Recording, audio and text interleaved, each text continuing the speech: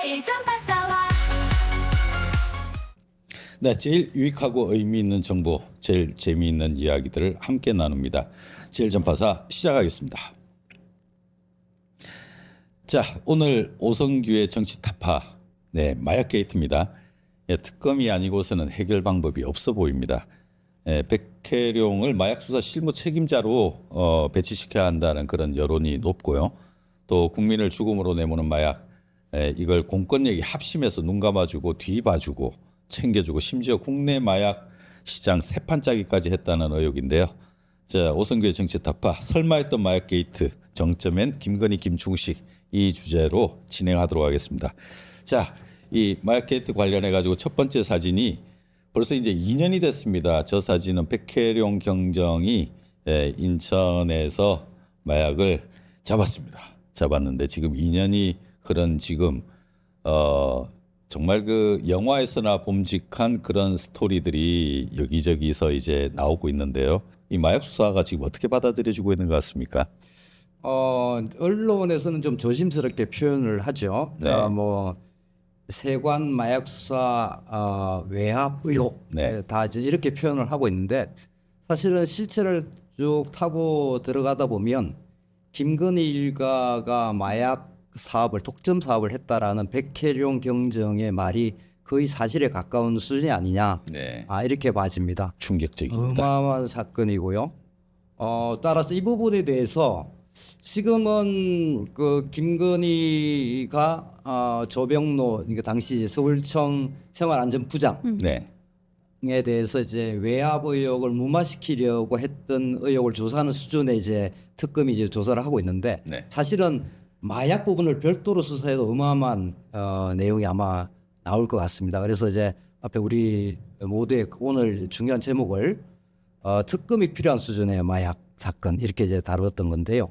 그런 정말 그런 수준이라는 것은 아마도 열린공감 TV가 굉장히 치밀하게 오랫동안 그 네. 취재를 해서 잘 보도를 했고 우리 유튜브 구독자분들께서도 잘 알고 있는 이슈지 않을까라는 생각이 드는데요. 네. 한 두 장 넘기면 그 제가 이제 압축 요약하는 그 장표 이걸 가지고 제가 한번 설명을 드려보겠습니다. 네. 네. 시기는 2023년 1월 23일부터 2월 27일까지 약 이제 한 달간이고요. 네. 말레이시아에서 조직적으로 마약 127kg를 12차례에 밀반입했다. 화물과 인편으로. 화물은 이제 도마 사이에 끼워가지고 인편은 몸에 둘둘 감아서 인천과 김해 공항을 통해서 김해를 통해서 이제 들어왔고, 그러니까 인천은 화물, 김해는 인천은 항공, 김해는 이제 화물편 그 선박도 있고 그 공항도 에어도 있습니다. 그러니까 몸에 두르고 들어왔다는 그것 때문에 너무 대범해가지고 그렇죠. 이게 굉장히 네. 이례적이지 대놓고 그냥 않습니까? 들어온 거죠. 그러니까 대놓고 들어온 거고. 네. 이게 팩트고 네. 그 관련해서 이제 4개 기관이 이제 관여가 되는데 우선 세관에서는 밀반입을 대놓고 봐줬다라는 겁니다. 그렇죠.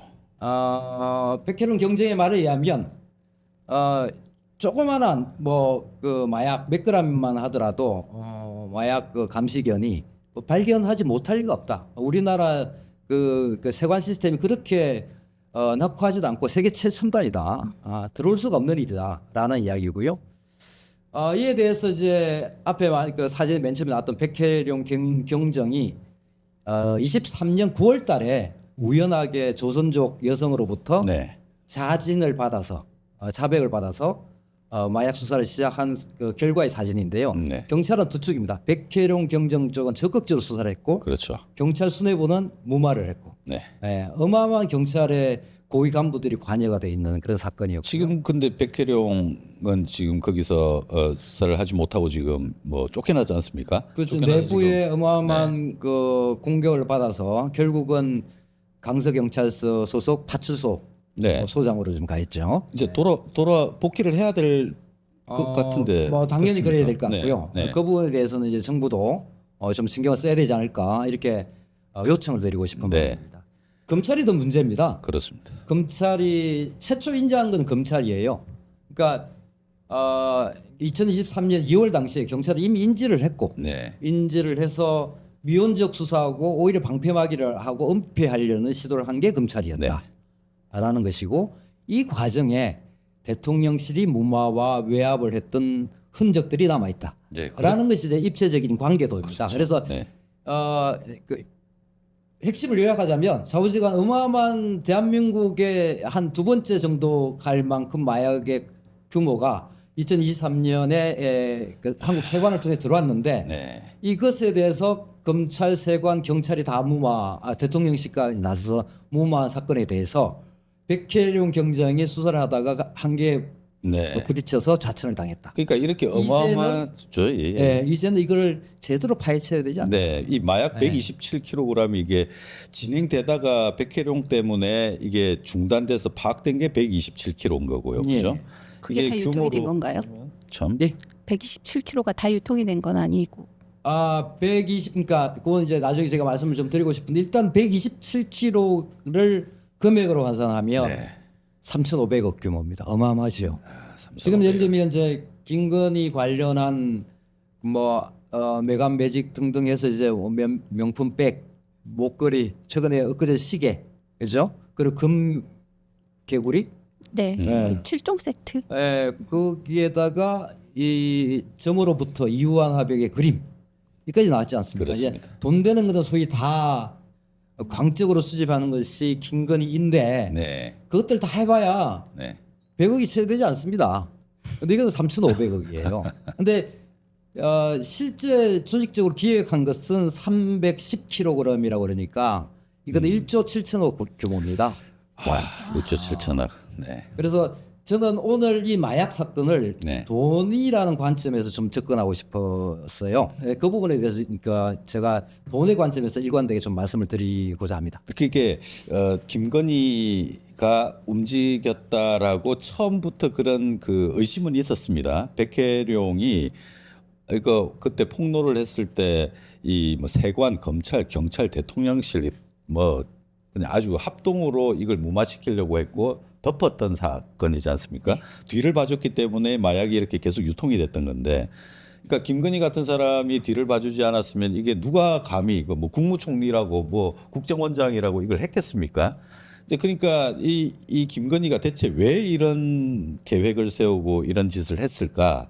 제가 의심이 드는 부분은 그 윤 정권이 처음 들었을 때 한동훈이 이제 법무부 장관 시절에 그때 제 기억으로 마약과의 전쟁 캠페인이 대대적으로 좀 벌어졌습니다. 됐었죠. 그래서 청소년 마약 근절 이제 이런 캠페인으로 계속 이제 붐업을 했었는데 그때 아마도 뭐 그런 이야기들이 좀 있었습니다. 그때 마약 조직의 라인들을 좀 일망타진하고 시장을 재편하려고 했었던 거 아니냐. 그러니까 지금 와서 생각해 보니까 이제 그런 의혹이 있는 거고.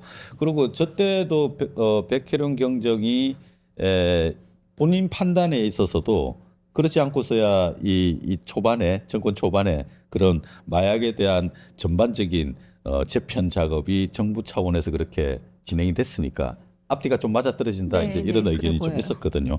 네. 야, 참 이게 어디까지 파고들어서 어디서부터 어떻게 수사를 해야 될지 막막할 정도로 덩어리가 너무 큽니다 지금. 지금 이제 수사 상황을 잠깐 말씀을 드리면 우선 이제 그 대검에서 원래 네. 합동수사본부를 구성해가지고 이 건을 수사하고 있었습니다. 근데 뭐 검찰이 관여된 거니까 대검이 제대로 수사할 리가 만무하죠. 네. 그래서 최근에는 대검에서 이 수사를 동부지검장, 서울 동부지검장 네. 이문정 검사. 지검장한테 그렇죠. 그걸 이제 정권을 맡겼어요. 네. 뭐 그런 상황이고 특검에서 김건희 특검에서 최근에 이 부분은 무마 전화를 김건희가 조병로 경무관에 대해서 무마 전화를 했다라는 것 때문에 그 건으로 이제 특검에서 수사를 했고요. 그리고 특검이 압수수색하면서 김충식의 수첩을 확보했잖아요. 네. 그 수첩에 310kg 말레이시아 1차 55kg 이런 메모가 발견이 됩니다.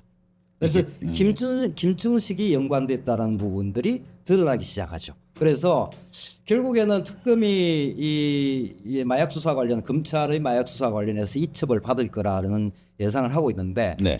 그런 수준으로 가능한 수사가 이제 충분히 가능할지 네. 오히려 이 마약 관련해서 별도의 특검을 꾸려서 집중 조사를 수사를 해야 되는 거 아닌가 이런 정도 요구가 있을 정도의 큰 사건이다. 지금 현재 이렇게 봐야 되겠습니다. 3대 특검이 진행 중인데 특검 뭐 시기를 늘리자 말자 뭐 여야 협상하고 하다가 뭐 좀 좀 시끄럽죠? 시끄럽기도 하고 했는데 지금 마약 특검을 새로 진행하기는 좀 분위기상 좀 어려운 측면도 있지 않겠습니까? 저는 이제 뭐 좀 지켜봐야 되겠지만 네. 특검이 지금 뭐 민중기 특검이 그러니까 김건희 특검 그 소관사항이잖아요. 네, 네. 김건희 특검의 이제 특검이 이제 민중기 특검인데 네, 네. 특검 1명과 특검보 4명 네. 그리고 검사 파견 검사가 40명이고 네. 파견 경찰관 파견 공무원들이 80명 정도 돼요. 그래서 총 합해서 한 200명 가까운 규모이긴 한데 네. 이 인원 가지고 김건희 관련해서는 까면 깔수록 계속 굉장히 많은 나오죠. 사건이 지금 눈덩이처럼 그렇죠. 불어났잖아요. 네네. 그걸 다 수사하기에는 어렵죠.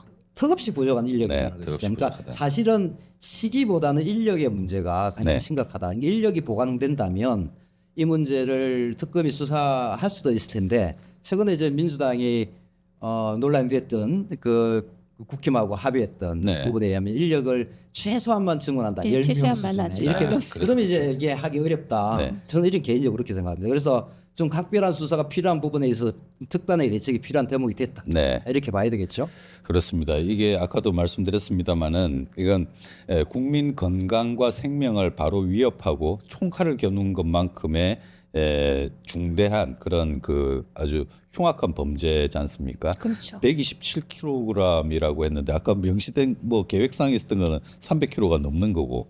네, 그러니까 310kg가 이제 그 백혈병 경정도 파악을 한 것이고 그것이 정확하게 최근에 발견된 김충식 수첩에서 수첩에도 310 310kg 이게 정확히 적혀져 있습니다. 네, 310kg이 적혀 있었다면 백혜령 경정이 그때 수사가 만일에 이 사람이 수사를 하지 않고 발견하지 않았더라면 이게 지금쯤이면 계속 유통이 되고 있었을 거지 않습니까? 그렇겠죠. 이미 풀린 것도 꽤 되잖아요. 그러니까 제가 오늘 이제 이 아무도 의혹을 제기하지 않는 부분에 네. 대해서 제가 제일 전파사에서 처음 의혹을 제기하고자 네, 하는 네. 부분이 310kg을 아예 기획을 해서 준비를 했는데 그러니까 2023년 1월 23일부터 2월 27일까지 들어온 12차례 들어온 것만 127kg이라는 그렇죠. 거잖아요. 네. 네. 이 부분만 가지고 보면 저 중에 압수된 네. 그 마약이 11kg에 불과해요. 그러면 나머지는 다 풀렸다는 거잖아요. 116kg은 풀린 거죠. 유통되고 있는 유통된 거죠. 그러니까 127kg이 3,500원이니까 116kg은 3,200억 원어치의 필로폰이 대한민국에 이미 유통이 된 풀려있다는. 겁니다. 이제 어딘가에 모여 있거나 계속 유통이 됐겠죠. 유통이 됐죠. 유통이 그렇죠. 됐고 그러니까 이미 2년이 지났기 때문에 2년 이상이 되기 때문에 이미 다 유통이 된 거고 그러면 두 축이죠. 국민의 건강 피해는 물론이고 그 판매 대금 누군가의 주머니에 들어갔다. 네. 예. 저는 제가 볼 때는 이 사건에 몸통한테 돈이 들어가지 않았겠습니까? 그럼 오늘 중요한 거는 이 몸통이 누구냐? 사람의 문제입니다. 네. 일단 사람의 문제를 한번 살펴봐야 될 대목이 있는 것 같아요. 그 사람이랑 우리 계속 초반부터 이야기했는데 김충식 김건희 이야기가 뭐 그쪽으로 포커스가 맞춰지지 않겠습니까? 이거 그거 말고는 솔직히 말하면 윤석열이 아무리 멍청하고 뭐 그랬다 손 치더라도 이 사람이 뭐 마약 계획을 세우고 이런 것 같지는 않아요. 뭐 술 먹는 거나 어쨌든 뭐 좋아하고. 김충식 예? 뭐 근데 수첩에서 이 나온 김건희나 김충식은 돈에 환장한 인간들이잖아요. 그렇죠. 그죠? 그러니까 뭔 짓도 할 수 있는 사람들이다 보니까 그 김충식 김건희 그리고 최원순 그리고 김건희의 오빠와 남동생 계속 이제 거론이 되고 특히 김건희 남동생은 말레이시아에 있었고요. 실제 있었어요. 예, 그리고 그래서 그 뭐 인터폴이라든가 뭐 국내에서도 언론사 한 3군데 정도가 말레이시아에 파견 가서 취재를 하고 했는데 근거는 뭐 확실한 건 잡지 못했던 것 같습니다. 그러니까 사람이라고 하면 일단은 지목이 되는데 네. 이 사람들 대체 일단은 왜? 우리가 뭐 아무런 근거 없이 이야기를 할 수는 없으니까 네. 이렇게 한번 보죠. 저 표에 보면 네, 마약 밀반입이라는 것이 실제로 있었고 네. 이건 이미 증명이 된 거니까 그거 관련해서 검찰과 경찰과 세관 소위 우리가 권력기관이라고 그러잖아요. 그렇죠. 검찰과 경찰 그리고 조세 관련한 그러니까 세관 이것을 다 움직일 수 있는 권력은 국가 최고 권력밖에 없습니다. 그렇습니다. 심지어 대통령실 뭐 10상시가 되든 8상시가 되든 대통령실까지 개입하도록 만든 힘이 과연 누구일까? 과연 누구일까? 최고 권력밖에 없죠. 네. 그럼 최고 권력 윤석열이 이 판을 짤 수 있을까? 아, 못할 것 같아요. 매일 폭탄 주마신 사람이 판 짤 능력이 있으면 구수 아니라 뭐 3수 만에 게임에 붙었겠죠. 붙겠죠. 네.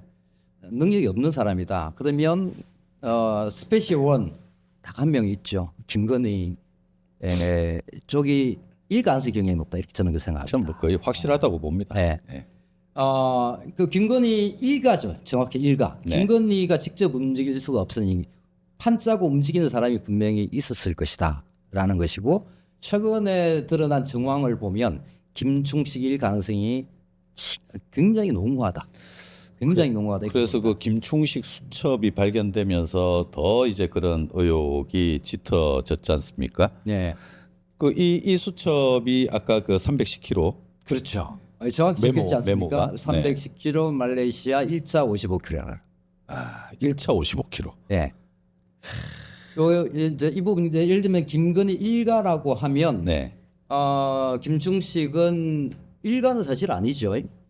그 장모의 그러니까 윤석열 장모의 김건희 어머니의 네. 내연남입니다. 내연남. 근데 뭐 그쪽에서 또 통하기로는 뭐 김충식이 윤석열이 장인이다 뭐 이렇게 또 통하기도 했었으니까 저는 뭐 일가라고 사실은 볼 수도 이제 있겠죠. 동업자죠, 동업. 동업자. 사실 뭐 법인 그 등기이사도 했고 최은순이. 네. 예.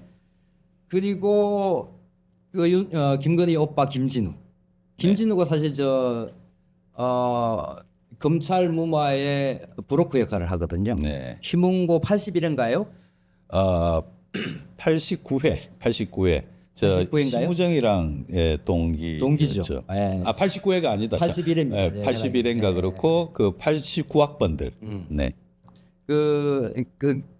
김진우라는 김건희 오빠. 네. 그리고 한 명이 더 있죠. 장진호. 장진호는 김건희의 고모부. 네.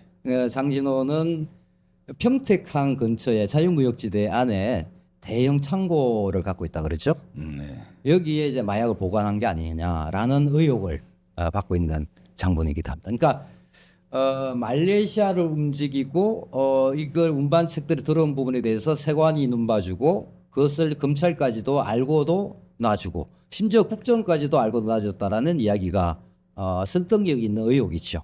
그리고 경찰, 무마 이런 것들이 판이 벌어지는 과정에 이 바로 김충식과 김건희 일가들이 역할을 해왔다. 이렇게 의혹을 삼아 보는 것이 네. 합리적 의심이다 이렇게 저는 생각합니다. 그리고 저기 김충식이 그 노상원 그러니까 그 계엄 때 깊숙이 민간인으로서 그 정보사령관 출신 그 노상원과 긴밀히 소통하고 만나고 했던 정황이 이제 드러났기 때문에 김충식은 계엄에도 굉장히 관여를 했다. 깊이 관여를 네네. 했죠. 그래서 노상원과도 각별한 사이고 하다 보니까 이 김충식은 이 계엄, 김충식과 마약, 김충식과 계엄.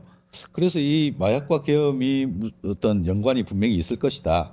뭐 백혜룡 같은 경우는 이게 내란 자금이 아니냐 뭐 이런 뭐 설명도 하고 있던데. 백경 경제 그렇게 주장을 네. 하셨죠. 그러니까 이거는 이제 사람을 넘어서서 왜 이 무마를 시키고 이런 어마어마한 일을 저질렀냐라는 부분을 우리가 들여다보는 문제잖아요. 그러니까 네. 사람이 김건희 일가가 벌인 일이라면 김건희 일가는 왜 이걸 했을까라는 문제를 이제 우리가 들여다봐야 되고 그렇죠. 백혜령 경정은 내란의 자금을 마련하기 위해서 했다라고 국회에 와서 증언을 했죠. 저는 반대라고 봅니다. 네. 반대.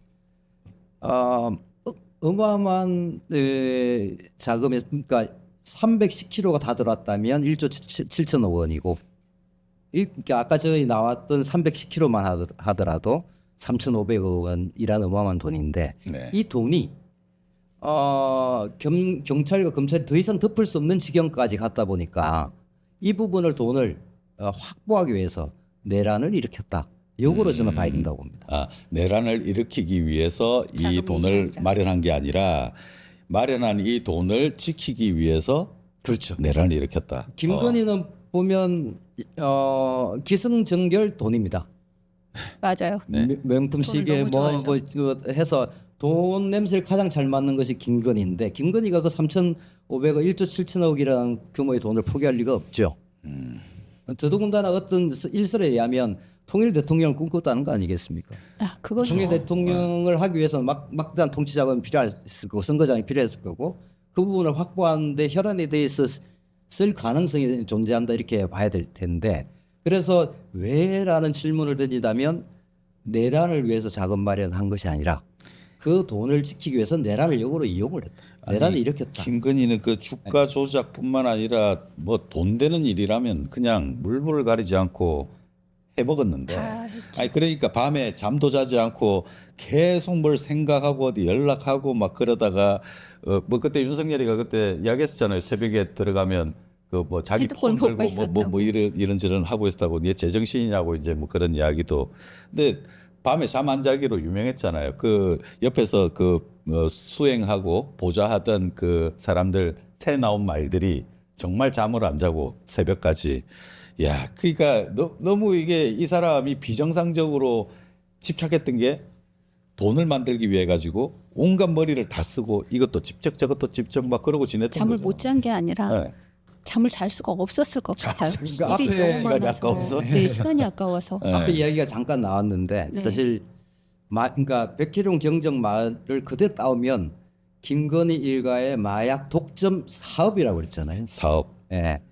그러니까 독점 사업이 되려면 다른 마약 사업자가 없어야 되는 거죠. 그렇죠. 혼자만 할 수 그러면 있어야 되는 거죠. 앞에 얘기했다시피 2022년 10월 달에 윤석열 정부가 윤석열 직접 얘기했죠. 마약과의 전쟁을 벌이겠다. 네네. 라고 이야기를 하지 않습니까? 이게 어제 많이 듣던 이야기 아닌가요? 범죄와의 전쟁, 전두환이 했던 이야기잖아요. 갑자기 야당이 생각나요. 영화 야당에서 이거와 굉장히 유사한 스토리가 이어지거든요. 대통령을 꿈꾸는 네. 그 자식이 마약 중독자인데 이걸 해결하기 위해 이걸 막기 위해 검사가 등장해요. 네. 이 남자 그 대통령의 아들이 드러나지 않도록 검사가 막고 경찰이 이 문제를 하기 위해 쫓아다니거든요. 근데 결국 그 경찰이 이 검사에 의해서 좌천이 돼요. 똑같네. 네, 똑같아요. 그게 지금 넷플릭스에서 지금 영화로 들어왔는데 혹시 이 이야기가 기본 베이스가 아닐까? 이제 사람들은 그렇게 생각하고 있죠. 제가 좋아하는 유해진 예, 유해진 주연으로 감독이 나오니까. 나오죠. 예, 유해진이 뭘로 나옵니까? 유해진 배우가 검사로 검사로 나오죠. 검사로 비열한 검사. 능력이 비열한 없는 검사. 무능했던 지방의 마약 담당 검사가 이 일들을 해결하면서 이제 승승장구하게 되는 거죠. 그러니까 제가 앞에 말을 이어가면 독점 사업이 될 수 있는 상황을 만들었을 거 아닙니까? 네. 그러니까 다른 마약이 유통된다면, 그러니까 예를 들면 310kg이 다 들어왔다면 1,000만 명 이상이 동시에 투약할 수 있는 정도의 양이라고 그러거든요. 그러면 저게 저런 정도 풀리면 독점이 안 될 거 아니에요. 네. 네. 수요가 그만큼 있을 리 만무하니까. 그렇습니다. 그러니까 뭔가 수요를 다 그러니까 공급을 다 죽여야 독점 그러니까 공급을 할 수 있는 네. 거겠죠. 그래서 이제 마약과의 전쟁을 전쟁을 벌인 게 선포한 아닌가. 거죠. 자 잠깐 네. 공지사항 정말 반가운 공지사항입니다. 예. 시즌 1 때 저희들에게 많은 용기를 주셨던 흑장군님이 정말 오랜만에 들어왔습니다. 말씀을 주셨네요. 종합해 보면 국가 차원에서 마약 사업을 벌이려고 한 게임 멕시코 그 이상의 마약 천국을 꿈꾼 거지라고 코멘트 주셨는데요. 코멘트도 아주 정확하게 이렇게 말씀해 주신 것 같은데 반갑습니다. 흑장군. 반갑습니다. 정말 흑장군님 이야기하던 중에 이분이 우리 패널인지 할 정도로 중간에 한번 말 풀리기 시작하시면 계속 주시나요? 계속 이분하고 같이 이야기하는데요. 그 정도로 흑장군님 반갑습니다. 흑진주가 아닌 게 다행입니다. 흑진주 흑진주 하면 누군지 아시죠? 흑진주 누굽니까? 이정호죠, 이정호. 예. 블랙펄 블랙펄 인베스트먼트. 흑진주 네. 투자이지 않습니까? 자. 그러면 지금 네. 오늘은 한번 좋아요와 구독을 이 시간에 눌러주시면 감사할 것 감사합니다. 같습니다. 그 목소리가 너무 진짜 아름답게. 예. 자, 중간에 잠깐 소개를 드리자면 중간에 이렇게 소개를 드려도 되는지 모르겠는데 네. 흑 장군님 계시니까 겸사해서 네네. 소개를 드리겠습니다. 우리 이제 강나경 네. 동아방송예술대학교 교수님입니다. 감사합니다. 안녕하세요. 반갑습니다. 정치평론가 오성규 전 혁신 전국 혁신 회의의 대표를 지내시고 상임 지금은 고문으로 지내시는 오성규 정치평론가십니다. 이렇게 반갑습니다. 또 자막을 또 이렇게 순발력 있게 PD님이 딱 쏴주시고 흑 장군님 다시 만나 뵙게 돼서 너무 반가운 나머지 이렇게 또 액션을 또 취해봤습니다. 자, 이야기를 잠깐 뭐 중단을 했는데 어디서 중단했죠? 제가 이제 중요한 부분만 네, 한번 네, 네. 짚어드리겠습니다. 그러니까 이 핵심의 문제는 사람의 문제고 네, 누가 했냐는 거죠. 누가. 그 부분에 대해서 김건희 일가를 우리가 특정해서 조사를 해봐야 된다라는 특정 것을 안 할 수가 없죠. 네, 이제 네. 그 말씀드리고 그 중에 핵심이 판을 짠 사람이 김충식일 가능성이 굉장히 높다라고 네. 이제 말씀드린 거고요. 네. 다만 그 부분이 이제 지금 현재 특검으로 조사를 충분히 잘할 수 있냐라는 문제에 있어서는 한계가 있을 수 있는 것 같으니 네. 좀 더 각별하게 정부가 네. 집중해서 수사를 좀 하는 그런 시스템이 좀 필요하다라는 것이고 두 번째 우리 제일 전파사에서 처음 이야기하는 건 그겁니다. 도대체 11kg은 압수를 했는데 네. 나머지 116kg 어디 갔냐 이거야. 아, 네. 다 유통됐다는 말이죠.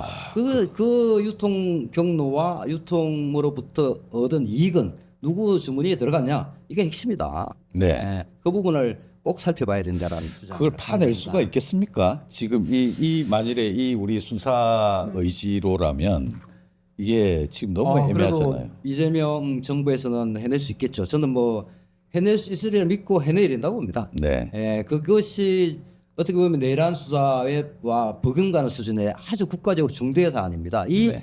이게 만약에 허지부지 된다면 우리나라가 마약 청정국 지위를 잃게 되는 거거든요. 이 정도 어마어마한 신뢰도 풀렸다면 문제가 이게 이제 청정이라고 보기 어려울 정도 아니겠습니까? 이 정도 그렇죠. 그리고 이게 마약 그 야당 그 결론은 어떻게 됩니까?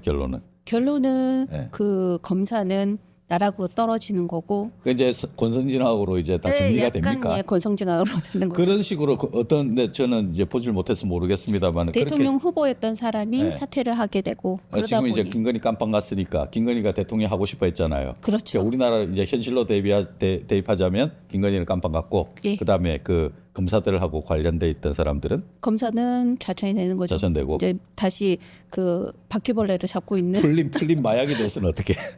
풀린 마약은 회수하는 걸로는 나오지 않습니다. 지금 오성규 평론가님 말씀대로 이게 풀려 있는 이 마약들을 어떻게 이걸 뭐 회수가 가능한 건지 회수는 불가능하겠죠. 이미 이제 그러니까 2년 몇 개월이 검거를 해야 지났으니까 되겠죠? 2년 한 8개월 정도 지났잖아요. 2년 8개월 가량이 지났기 때문에 이미 국내에 들어왔고 그게 압수되지 못했으니까 이미 유통이 됐다고 봐야 될 것이고. 다만 희망이라면 근데 유통 조직책을 찾아내면 네. 어디에 유통이 됐다는 것은 알 수가 있을 거 아닙니까? 혹시 이렇게 뭉쳐놓지는 그리고 그 않았을까요? 돈이 어마어마한 돈이기 때문에 이제 뭉쳐놓지는 않았을까? 예, 네. 다 팔지는 못했을 거고. 놀래가지고 네, 이렇게 놀라서 어디 한대 이렇게 또 이렇게 놔뒀기를 있을 바라는. 수도 있지 않을까? 저는 그렇게 생각하지 않는데요. 예, 몸에 칭칭 가고 대놓고 세관을 들었잖아요. 그런 좀 국가 최고 권력이 뒷배가 되는데 그걸 왜 두려워서 유통을 안 시키고 있어요? 이미 루트를 다 만들어 놓고 그렇죠. 가져왔을 현금을 테니까. 그러니까 독점적 지위를 갖고 있을 때잖아요. 근데 막 현장 경찰 현역들한테 그 경찰서마다 마약 수사를 해라고 막 윽박질렀다는 거 아닙니까? 그래서 백혜령 경정도 원래 마약 수사팀이 아니었잖아요. 네. 강력계 형사였잖아요. 그렇죠. 네. 강력계에서 마약 수사까지 하게 투입될 정도였으니까 그런 독점적 지위를 확보해놓고 유통을 시키지 않았다. 그거는 저는 제가 볼 때는 천만의 말씀일 것 같습니다. 네. 그리고 수사 가능한 게 유통 조직을 놔줬잖아요. 그 조직을 다 이렇게 조사를 하게 되면 다 드러날 수 있는 우리나라 마약 청정국 지위를 가질 수 있던 것이 그런 그 강력한 수사 시스템, 노하우 이런 것들을 갖고 있었기 때문에 지금까지 유지 가능했다 이렇게 보거든요. 그러니까 야당 같은 그런 드라마가 나오는 것도 그런 치밀한 수사 기법들이 있기 때문에 그런 맞아요. 거니까. 네네. 우리는 저도 하면 할 수 있다 이거죠. 그럼요. 네네, 네, 할 수 있다. 당연히 그렇게 생각하죠. 네. 네. 이 김충식 그 아니 정점으로 그걸 보이는. 떠나서 네. 이렇게 나쁜 짓을 한 놈들은 그냥 나오면 되겠어요. 안 되죠, 안 되죠. 네. 근데 그러기 위해서는 김충식부터 때려잡아 가지고 이 인간의 그 지휘하에 움직였던 여기서 지금 모티브를 좀 잡아야 되잖아요. 그렇죠. 근데 그냥 지금 뭐 내비두고 있는 중이다 보니 이게 그래서 이제 특검 차원의 어떤 마약 특검은 좀 있어야 되겠다. 지금 이제 그 김충식의 집 창고까지 이제 압수수색 했잖아요. 얼마 그렇죠. 전에. 거기서 이제 수첩하고 등등 이제 그렇습니다. 자료들이 이제 네네. 드러난 건데. 그러니까 그 건이 뭐냐면 그 양평 공흥동 그 로비 사건 때문에 네. 이제 연루침돼 있는 겁니다. 예, 근데 고속도로 사건. 이 수첩에 마약도 나오고 여기 뭐 별건이면 국방 비리도 나오잖아요. 그렇습니다. 말레이시아 전투기 네네. 32대를 중에 18대 이게 딱 메모에 나오거든요. 그러니까 우리가 지금 모르고 있는 게 너무 많아요. 너무 많은 거죠. 그다 까야 김충식은 된다는 말이죠, 모든 이게. 건에 다 관여가 돼 있다. 네. 그러니까 설계자라고 얘기하는 게 모든 원자 김충식 설계자. 정도가 판을 기획하지 않으면 기획할 자는 없다 이렇게 저는 봐져요. 네. 그래서 김충식은 지금 별건이지만 마약 쪽에 근거가 나왔기 때문에 마약 쪽에 핵심 인물로 수사를 해야 마땅하다 보는데요. 저는 하나 더 좀 주장하고 싶은 게 네. 작년 12월 3일 날 윤석열이 계엄 선포하는 날 저는 TV를 보면서 말투와 표정이 상당히 이상하더라고요. 평소에 윤석열답지 않고. 네. 그래서 제가 옆에 있던 동료한테 저 뻥 맞고 기자회견 한 거 아니야? 우스갯소리로 이렇게 이야기를 했는데 이 사건이 나오다 보니까 상당히 저는 개연성이 있어 보여요. 그래서 저는 이제 감히 주장하건데 김건희, 윤석열을 마약 씨앗 검사를 해야 된다. 그 마약적일 인간들 수 있다. 털을 뽑아가지고 좀 지금이라도 하면 나올 수 있을까요? 우리 과학수사에 굉장히 네. 능통한 네. 우리 대한민국 경찰 검찰이 할 수 있지 않을까요? 지금이라도 털 뽑으러. 예를 들면 가야 되는데. 예를 들면 우리가 잘 알고 있는 대통령 관저에 그 물을 한 달 평균 28톤 정도를 썼다 그러죠. 잘 양이 가늠이 안 되잖아요. 네네. 우리가 평소에 이제 욕조에 물을 가득 채우면 네, 그 가득 채운 거를 하루에 네. 229번인가 가득 채우고 버리고 가득 채우고 버리고 할 정도의 물량이라고 합니다. 네. 그 양을 왜 대통령 관저에서 그런 대량의 물을 사용해야 했을까? 한간에는 뭐 개목욕 뭐 이런 이야기 있습니다. 그 아이고, 양으로서 그건 그 양으로는 아니죠. 그건 안 수용이 된다는 안 되는 거잖아요. 거죠. 네. 제가 네. 볼 때는 마약 부분을 흔적을 지우기 위한 시도가 혹시 아닌가? 네, 저도 그렇게 봅니다. 이런 부분 상당히 의혹이 가는 지점이에요. 그래서 네. 윤석열과 김건희와 그 이철규 아들 마약에 다 밝혀졌잖아요. 마약했던, 이 권력 핵심들이 실제 마약을 했을 수도 있죠. 네, 뭐 보고- 우리가 몰라서 그렇지 얼마나 또 더 드러날 수 있는 일인데. 경호실에서 그 얘기도 했었잖아요. 이사가 들어오는 날에는 네. 경호실에는 최소한을 빼고 다 관저를 나가 있으라고 했대요. 네. 그리고 나서 가고 나면 윤석열과 김건희, 그러니까 윤석열이 조금 이상한 네. 몸짓이든 행동들이 아, 있었다라는 이것들 걸 다 검사해야 보면 돼. 진짜 검사해야 네네. 돼. 약 검사는 그렇죠. 좀 필요할 것 검사를, 같아요. 네. 자, 천상대례사님도 반갑습니다. 오랜만입니다. 그리고 흑장군님, 열린공감TV 꾸준히 보신 분들은 다 아는 내용일 겁니다. 맞습니다. 열린공감TV의 서정필 기자가 지난번에 출연해서 정말 고군분투하면서 취재하고 있는 특히 마약 관련해 가지고 열린공감TV 열심히 하고 있으니 공조해서 취재를 하든 아니면 같이 전파를 하든 마약 그 수사와 관련해서는 정말 그 캠페인 수준으로 반드시 이 악질적인 이런 의도, 지금도 퍼져 있는 국민 건강과 생명을 좀먹고 있는 마약을 정말 다 회수하지는 못할지언정 이제 다시는 이런 일이 벌어지지 그렇지 않고 않도록. 마약이 발붙이지 못하게끔 이렇게 좀 정리가 돼야 될 것 같습니다. 그리고 이 김건희와 관련해 가지고는 그 지금 김건희 특검으로 이게 좀 뭐 별건처럼 이렇게 돼 있긴 합니다만은 이 덩어리 아까도 말씀하셨는데 이 그 김충식의 그 사이즈는 우리가 지금 파악하지 못한 정도의 그런 의혹들이 또 파면 더 많이 나올 수 있기 때문에 왜 이 김충식에 대해서는 이렇게 놔두고 있는 건지 이런 부분도 사실 이 민주당 쪽에서는 지금 뭐 이 다수 당이기 때문에 수사 의지를 얼마든지 가지고 좀 이렇게 캠페인으로 좀 해야 되는, 그리고 마약과 관련해서는 이 전국적인 마약 근절 운동을 했으래도 이 또 수사도 수사지만 신고도 하고 좀 이렇게 해야 되는 거 아닌가 이런 생각이 듭니다. 너무 많이 퍼져 있거든요 지금. 그렇죠. 그러니까 지금 이제 내란 특검하고 김건희 특검이 이 특검 숫자는 이제 내란 특검이 좀 더 네. 많습니다. 뭐 한 20명 정도 더 많은 것 같은데요. 수사 기간은 동일하고 올해 11월 28일 날 이제 끝나요. 네. 시간이 한 78일 정도 남았죠. 그 기간 내에 그 한정된 인원으로 수사를 해야 되는데 지금 내란 특검보다 김건희 특검이 훨씬 더 그 내용이 풍부하죠. 인력과 사안이 훨씬 더 많아졌어요. 뭐 그저 이우한 화백, 뭐 그림 노베트, 김성민 검사 등등 네. 이런 것도 수사를 해야 되잖아요. 이런 것들이 제가 볼 때 그 이 제한된 인력으로 남은 기간 78일이라는 기간 내에 충분한 기소를 할 만한 충분한 근거를 확보할 수 있냐라는 부분에 약간 의문이 됩니다. 그래서 마지막으로 주장하는 부분은 이 부분을 각별하게 수사가 가능할 수 있는 시스템을 정부 차원에서 그리고 민주당 차원에서 적극적으로 모색해 나가야 된다. 이렇게 좀 부탁을 드리고 싶습니다. 다음 순서로 넘어가 보겠습니다. 강나경의 사건 인사이트입니다. 자, 강나경의 사건 인사이트 지금 뒤에 사진부터 보시겠습니다. 이 영화 설명부터 하고 주제 말씀드리는 게 좋을 것 같아요. 네네. 자, 어떤 영화입니까 이게? 제가 이걸 가지고 온 이유가 이게 이 1964년에 이 사건이 있었었고 그 사건을 모티브로 1990년에 이 영화를 만들었어요. 단지 그대가 여자라는 이유만으로. 이 사건이 뭐냐면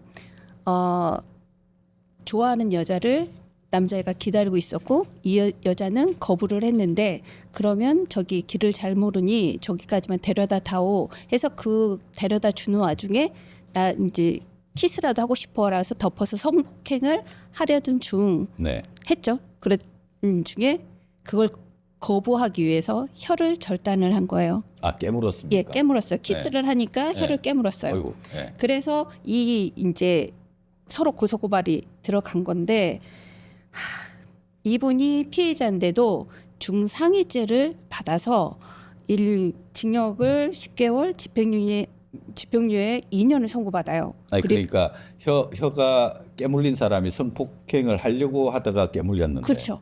근데 성폭행은 일단 한 거잖아요. 했죠. 했는데 이 사람이 또 네네. 혀가 깨물렸다고 네, 그렇게. 그게 1.5cm 그게 그렇게 해서 이제 혀가 떨어져 나가가지고 절단이 다시 복합 수술을 하고 그랬는데 남자는 되려 징역 6개월에 집행유예 2년이거든요. 되려 피해자인 성폭행 피해자가 네. 더 높은 수위를 받았고 그래서 이거를 모티브로 이 영화가 나와서 1990년에 작품상, 감독상, 여우주연상, 남우주연상을 다 쓸어요. 그래 그 당시에 이 영화가 갖는 의미가 이 피해 여성은 어떻게 할 것인가. 정말 이 여성의 그래서 이 마지막에 그 얘기를 하거든요. 여성이어서 죄였던 것 같다. 여자로 네. 태어난 것에 대한. 근데 이 부분에 제가 말씀을 드리고자 한 건 지금 26년 9월 10일 이번 주 수요일 날 이분이 드디어 무죄를 확정받아요. 재심을 9월 신권에서. 10일. 예, 9월 10일 날 얼마 만입니까 그러면 이 무죄 판결이 난 게? 61년 만에 네. 예, 61년 만에 무죄를 선고받은 거죠. 네. 그래서 문제는 이 당시에 가해자인 노모 씨의 이름이 어디 언론에도 나오지 않아요. 남성의 예, 이름은 어디에도 나오지 않고 오직 여성만 피해자 이름만 계속 나오고 쌍방 고소가 됐던 사건이지 네, 않습니까? 근데 그렇죠. 여성 이름만 계속 노출이 네. 됐다. 그리고 성폭력 피해자인데도 불구하고 네. 가해자로 계속 그렇게 남아 있는 거죠. 네. 심지어는 경찰에서는 그래도 성폭행 피해자로 넣었어요. 근데 검찰이 이거는 그렇지 않다. 중상해죄로 처벌을 해야 될 문제이다. 그리고 심지어는 그 재판 과정에서도 계속 나오는데 재미있는 거는 1995년 법원 100년사라는 법원사가 있는데 그 안에 이 사건이 어떻게 명명이 돼 있냐면 강제 키스 혀 절단 사건. 그렇게 명명이 돼 있는 거예요. 네. 법원사에. 네. 그 정도로 이제 굉장히 큰 이슈를 가졌던 상황인데 네. 제가 이 말씀을 드리는 건 이게 또 요즘에 사건이 많잖아요. 조국 자, 혁신당에 이 단지 그대가 여자라는 이유만으로 그 과거의 영화 포스트를 보면서 지금 그 스토리를 들으셨는데 네. 최근에 조국 혁신당에서 벌어진 성추행 관련 사건 이게 지금 굉장히 좀 일파만파 커지고 있는 중인데 이게 그 정당에 이 굉장히 지금 타격을 지금 주고 있는 사건으로 지금 타격이 네. 아니라 어쨌든 지도부가 전부 사퇴하는 사건까지 일어났기 때문에 그렇죠. 예, 당으로서는 굉장히 치명적인 사고이고 네. 제가 이분이 무죄를 받은 게 이번 주 9월 10일 이어가지고 네. 이 사건과 거의 비슷한 시기에 무죄가 나다 보니 네. 복합적으로 생각을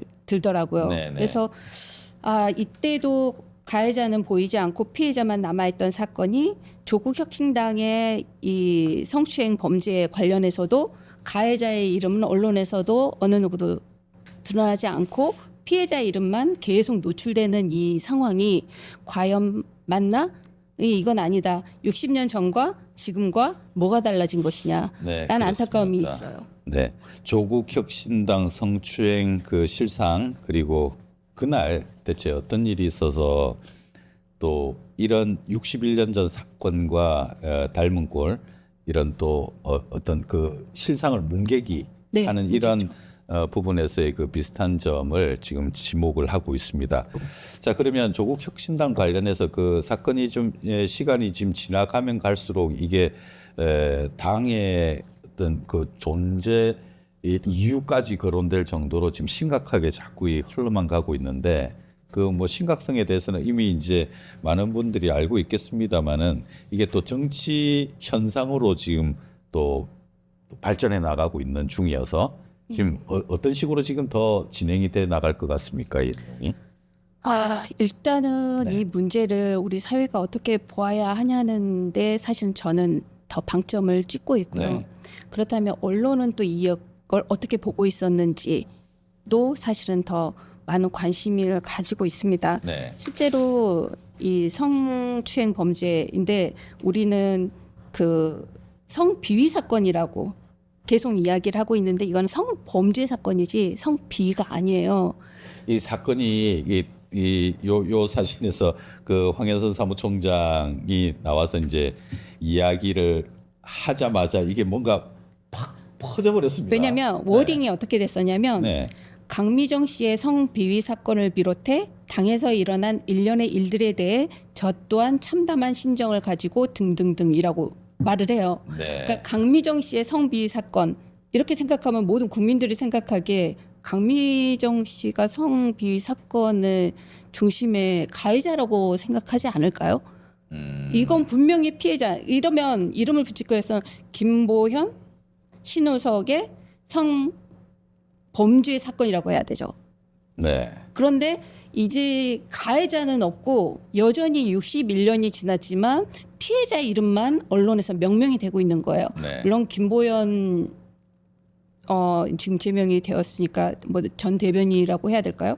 왜 뭐 언론사 출신이라 이런 일들을 좀 방어막을 해주는 건지는 네. 모르겠으나 그럼에도 불구하고 이런 식의 워딩을 하고 있는 사무총장이 사퇴 기자회견에서 너 당해봐 이러는 건가? 네. 느낌이 들어서 너무 황당해서 사실은 욕이 나올 뻔했어요. 어떻게 저렇게 워딩을 뽑을 수 있지? 그랬었던 부분이 너무 화가 났었고 역시 너무 우리 그 남성들을 전체를 이렇게 몰아가고 싶지는 않지만 좀 지도 정치권은 네. 여전히 이 문제에 대해서 인식하고 있는 게 저변이 그냥 깔려 있구나. 네, 흑 장군님이 또 이렇게 그 같은 의견 주셨네요. 피해자인 강유정 대변인만 부각되었지 조국 혁신당의 가해자들은 부각되지 않고 있는 게 바뀌지 않는 현실이다.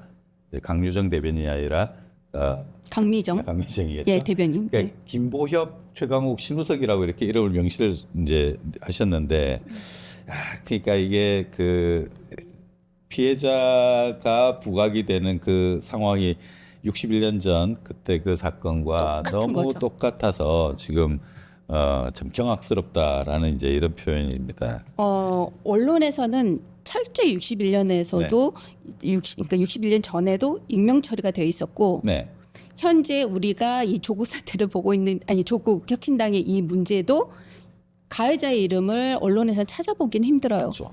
누군가가 그렇죠. 지금 이거 이제 다른 다른 루트로 이 가해자들 이름이 나왔을 뿐 네. 기사에서는 전혀 볼 수가 없었거든요. 네. 그건 이제 철저히 피해자 중심적인 언론 태도는 여전히 60년이 지나도 변하지 않았다는 거고, 두 번째 이제 이규원 부총장 때문에도 사실은 더 이게 그랬죠. 또 넘어갔었죠. 네, 네. 성희롱은 범죄가 아니다라는 이 발언을 이제 어느 유튜브 사이트에 나와서 그 이야기를 했는데 하는 바람에 이게 또 기름을 이 사람은 네. 검사 출신인데 네. 그래서 우리는 성범죄에서 가해자들이 자유롭구나. 이런 검사가 지속적으로 이 성범죄 가해자들을 대했을 때 네. 너는 운이 없어서 잡혔니? 뭐 어쩌니? 이런 식으로 말하지 않았을까라는 생각이 너무 드는 거죠. 이 사람 자체는 성희롱을 범죄라고 생각하지 않아요. 그건 범죄가 아니라고 이야기를 하고 있어서 우리의 검찰이 갖는 성범죄에 대한 지적 수준? 정말 근데 저 네. 법 교과서에 있는 대로 그냥 이야기하는 거죠. 그냥 감정 이런 거 전혀 없고 그냥 기계 법꾸라지 법기계 뭐 네. 이런 수준의 이야기예요. 법에도 이미 다 이게 명명이 돼 있어요. 뭐 그 저희가 해줘 드렸었던 그 내용 중에는 사실 형법상으로 성추행은 이미 그게 형법, 민법 다 해당이 되지만 지금 남녀고용평등법이라든지 국가인권법, 양성평등기본법 이 모든 법안에 성희롱이 어떤 것인지를 다 명명이 돼 있거든요. 네. 근데 이런 부분이기 때문에 이거는 철저히 이게 사실은 조국 혁신단도 이 부분에 있어서 책임과 의무를 다해야 하고 그러면 뭐라고 해야 되지? 갑자기 그게 생각이 안 나네. 벌금도 내야 되는 거예요. 이 관리를 조직 관리를 잘못했기 때문에 이 법률이 하나면 그렇다면 이게 범죄가 아니다. 이렇게 볼 수가 없는 거죠. 우리의 직접 내성 희롱이라는 게 사실은 희롱이 성추행으로 될 확률이 굉장히 커요. 말해서 하다 보면 그 결국 이 조국 혁신당에서 일어나고 있었던 이 문제도 희롱하다 접촉하게 되는 거거든요. 그러니까 신우석 이 사람도 호칭 붙여주고 싶지도 않아요. 이 사람도 면접 보러 온 20대 여성을 그렇죠. 밤에 술집으로 데리고 가서 면접을 본 거잖아요. 네. 희롱을 하고 키가 크네 어쩌네 그리고 네. 옆으로 자리를 옮겨요. 허리를 만지는 이런 형태들을 하는 건 결국은 희롱은 성추행으로 연결될 확률이 굉장히 높기 때문에 이런 부분들에 대해 조금 사회적으로 환기가 필요한데 조국 혁신당에는 이런 게 모든 게 다 무마될 수 있을 만큼의 관계적 시스템이 정착이 돼 있다고 말씀을 드려야 될 것 같아요. 네. 자, 말씀 중에 또 스카이님 오랜만입니다. 좋아요 꾹 눌러주셔서 감사드리고요. 지금 조금 전에 희롱이 성범죄로 바로 이제 이어진다. 잠시 그 개념을 조금 짚어가고 가는 게 또 필요할 것도 같습니다. 성비위라는 표현이 있고 성추행, 성폭행 그리고 성추행, 성폭행 통틀어서 또 성범죄 어떻게 좀 구분을 좀 이렇게 성범죄는 통틀어서 하는 말이고 네. 아마 이 조국 혁신당에서 성비위라고 단어를 워딩을 처음부터 깔아놨던 이유는 그 성폭력, 그러니까 성희롱과 성추행을 제외하고도 거기에 이제 비위 사실들이 직장 내 괴롭힘 이게 포함되어 있다 보니 그걸 그냥 성비위라고 지칭했다라고 이제 네. 듣기로는 제가 알기로는 그렇게 해서 네, 얘기했던 것 같고 성희롱은 언어적 희롱이죠. 상대가 기분 나쁘면 그것도 안 되는 거예요. 성추행은 신체적 접촉이죠. 그건 단순히 에로틱한 이런 느낌 아니라 그냥 이렇게 손을 쳤어도 내가 이 느낌이 아닌데 네. 이 기분 나빠. 그러면 성추행이 되는 거예요. 네. 근데 지금은 그 조국 혁신당에서 일어났던 일들은 성희롱도 성추행도 사실은 굉장히 크게 작용을 했고 더 놀라운 것은 저는 조국 혁신당이라는 말에서 사실 이제 혁신을 빼고 싶어요. 이미 혁신이 없는 당이에요. 네. 이 전개되어 있던 피해자에 대한 보호 조치도 없었을 뿐더러 일련의 과정들을 지켜보면 도저히 혁신이라는 단어를 쓸 수 없을 만큼 고루고루한 당이다. 저는 그렇게 평가를 하고 싶고, 하나는 우리가 조국 지금은 비대위원장이 어제 됐죠. 어제 비대위원장죠. 그 사진을 보고도 저는 되게 놀랐어요.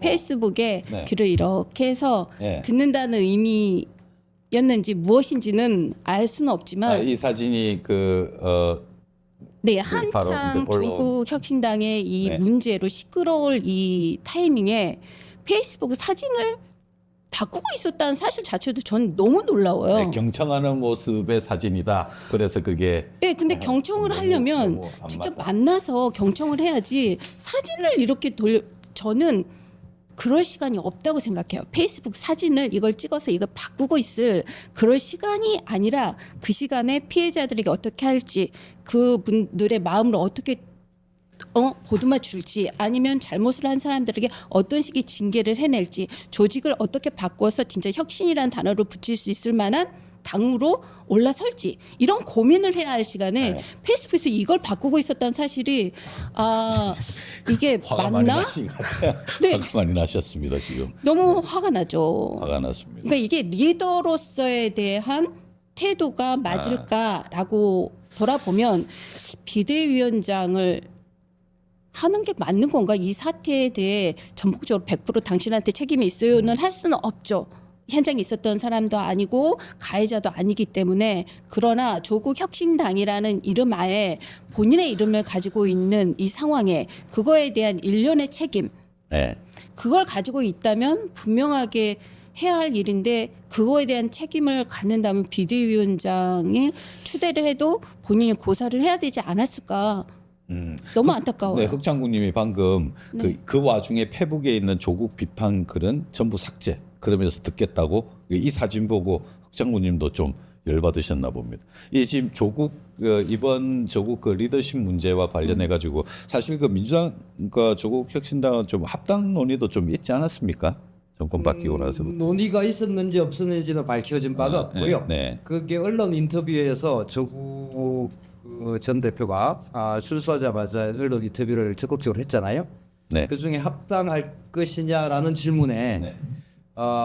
그거는 차차 말씀드리겠다라는 식으로 그러니까 답변을 했는데 그 네. 말은 즉슨 합당할 의지가 있다라는 우회적 표현이다. 저는 그렇게 생각하고 더 네. 중요한 문제는 뭐냐면 조국 혁신당이 최근에 가장 중요한 당의 과제는 국회 교섭단체로 등록할 수 있는 기준을 낮춰달라는 요구였어요. 민주당한테 이제 가장 강력한 요구가 지금 20석이 돼야 되는데 10석으로 낮춰달라. 그럼 12석이면 되는 거잖아요. 네.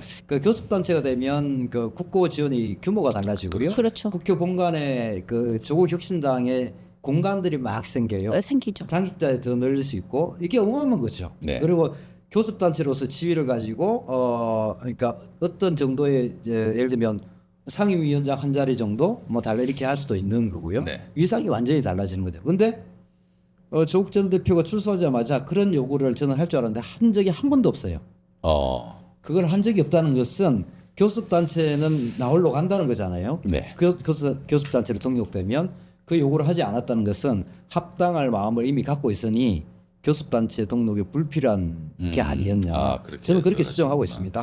그러니까 이번 일 겪으면서 이게 합당 논의 자체가 이게 원점은 고사하고 이게 과연 필요할까? 그러니까 손익계산서를 이제 내봐야 그러니까요. 되잖아요. 그렇죠. 그러니까 민주당 입장에서는 조국 혁신당하고 합쳐야 될 플러스 요인은 네. 내년 지방선거에서 승리할 수 있는 절호의 상황을 만드는 것이죠. 네. 예를 들면 특히 호남에서 조국 혁신당이 약진하고 있으니까 얼마 전에 담양인가 선거에 졌잖아요. 네, 민주당이 담양군수. 조국 네, 혁신당한테. 그때 사이가 별로 안 좋았죠 그때. 그렇죠. 상당히. 그래서 꾸준히 또 조국 전 대표가 출사하자마자 또 호남을 돌아다녔고 네.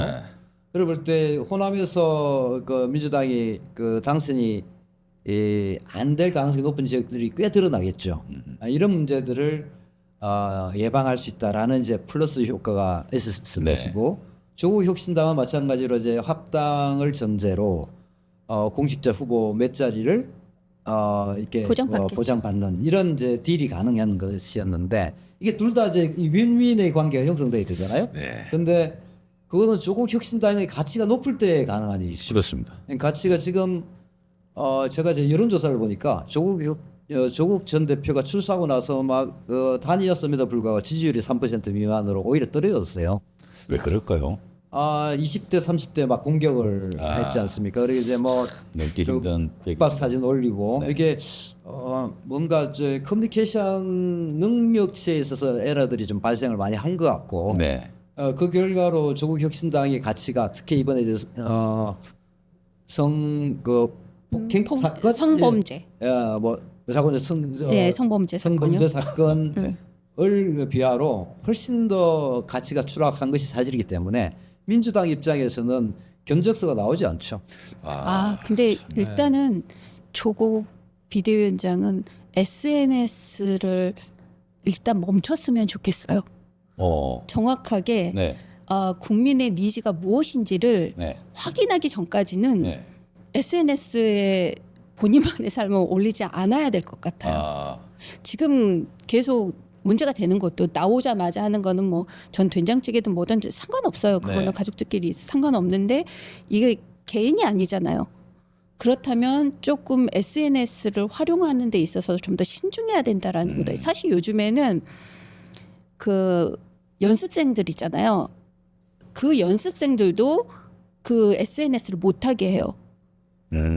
위험 때문에 얘네들이 어떤 걸 올릴지 모르는데 소속사에서 그 관리를 하고 있거든요. 네, 그 네. 정도로 SNS라는 게 파급력이 너무 크기 때문에 네. 그거에 대해서 정확하게 무언가가 되지 않으면 SNS를 하지 않거든요. 네. 근데 개인적으로는 뭐 제 말을 들을 리는 없겠지만 조국 비대위원장이 SNS를 좀 하지 않았으면 좋겠고 하나는 정말 이 사건을 보면서는 이제 더 강하게 느낀 건데 옆에 보좌진들이 좀 좋은 사람들이 왔으면 좋겠어요. 네. 친한 사람이 아니고 정확하게 지금 대한민국이 정세가 어떻게 되어 있고 국민들은 어떤 걸 바라고 있으며 당원들은 어떻게 우리 당이 생각하고 있는지를 정확하게 전달하고 이야기를 할 수 있는 그런 사람들을 옆에다 둬야 사실 조국 혁신당이 혁신이라는 이름을 붙일 수 있지 지금처럼 예전에 같이 있던 민정수석 누구 이렇게 아는 사람들로만 해서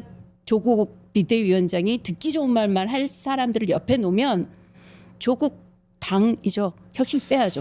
야, 지금 방금 지적처럼 네. 친한 사람 중심으로 이렇게 그건 뭐 어떻게 보면 좀 뭐 자연스럽고 당연한 일 같긴 합니다만 그런 부분 때문에 이번 사건이 더 좀 이렇게 안 좋은 방향으로 흘러가 버렸다 이런 지적도 있지 않습니까? 그런 개연성이 상당히 높았던 사건이라고 보고요. 실제로 그런 부분이 작동하지 않았나. 예를 들면 뭐 다 알지 않습니까? 그쵸. 조국 혁신당의 그러니까 사무총장, 사무부총장 등의 실세는 문정부 때 같이 민정이 있었던. 수석실에 있었던 같이 일했던 동료들이잖아요. 네. 이제 그 세력들이 핵심 권력을 쥐고 있는 정당으로서 초록이 동색일 가능성이 그 판단에 있어서 그런 가능성이 굉장히 높았을 것이다라고 추정하는 것이 맞고 그래서 혁신이 뒤처지고 오히려 뭐 흠집을 뭐 이렇게 감싸주고 뭐 이런 것들이 더 우선할 수 있을 것 같다라는 생각이 드는데 말씀하신 대로 저는 지금까지 조국 혁신당이 윤석열 정부와 치열하게 싸움을 하면서 국민들이 바라던 바를 시원하게 해결해 줬던 것은 사실입니다. 그것이 혁신이었고요. 근데 네네. 정권이 바뀌었고 그리고 조국 최대 피해자였던 윤석열 검찰의 최대 피해자였던 조국 대표 풀려났고 이런 상황이라는 것은 과거에 조국 혁신당을 지지했던 사람들의 마음 네. 이 부분이 약간의 각도가 달라질 수 있는 거거든요. 이 부분을 저는 잘 모르는 것 같다. 네. 그런 생각이 듭니다. 그러니까 이게 참 애잔한 마음, 정말로 애잔한 마음을 갖고 뭘 해도 도와주고 싶은 마음이 있었던 건 사실인데 네. 이제는 그 마음이 없어졌죠. 없어진 부분에 대해서 저는 조국 대표를 비롯해서 그 핵심들이 잘 모르는 것 같아요. 이것이 문제 발단의 근본적인 원인이다. 맞습니다. 네. 행사할 자, 지금 제일전파사 시즌 2를 진행하고 있습니다. 제일전파사는 작년 8월 30일 시즌 1을 시작으로 해서 지난 대선 때까지 열심히 정권 교체 그리고 사회 대개혁을 위해 열심히 달려왔고요. 자, 시즌 2 지난주 금요일에 시즌 2를 시작했습니다. 오성규 정치평론가님과 강나경 동아방송예술대학교 엔터경영학 교수님 함께 진행하고 있습니다. 자, 저희들은 지금 이 시즌 2를 하면서 이 코너를 약간 개편을 했습니다. 오성규의 정치 타파 코너입니다. 오성규의 정치 타파 코너로 매주 금요일 8시에 문을 열고요. 그리고 이어서 강나경의 사건 인사이트로 이어서 또 진행을 하게 되겠습니다. 그리고 이어서는 보이는 매거진 라이브 시사 매거진과 함께합니다. 그리고 각종 지금 취재 현장에서 벌어지고 있는 뒷이야기라든가 정보 보고 그리고 탐사 보도 등과 같은 주요 이슈들을 좀 정리해서 진행하고요. 그리고 핫 이슈 브리핑 공통 주제로 지금 깊게 좀 파고들 만한 이슈를 정해서 여러분들과 함께 내용을 나누고 있습니다. 그래서 구독과 좋아요 꼭 눌러주시고요. 알림 설정도 부탁드리겠습니다. PD님이 그런 거 할 때는 좀 세게 이야기하라고 그러죠. 구독? 좋아요, 알림 설정, 알림 구독, 설정 좋아요, 알림 설정 부탁드리겠습니다. 잘 부탁드리겠습니다. 다시 보기도 중요하고 댓글도 중요합니다. 네, 댓글도 많이 남겨주세요. 잘 부탁드리겠습니다.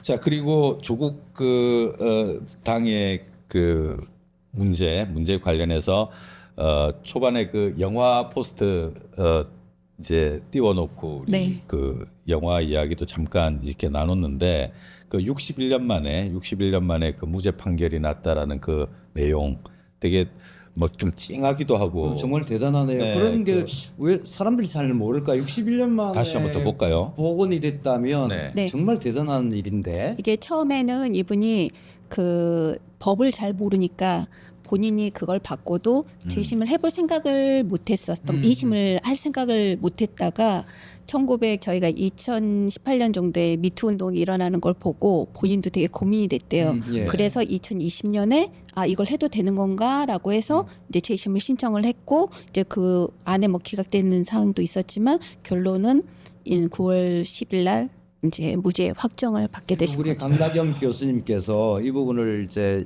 일파만파 전파하는데 좀 네. 역할을 세게 해주시죠. 그러도록 하겠습니다.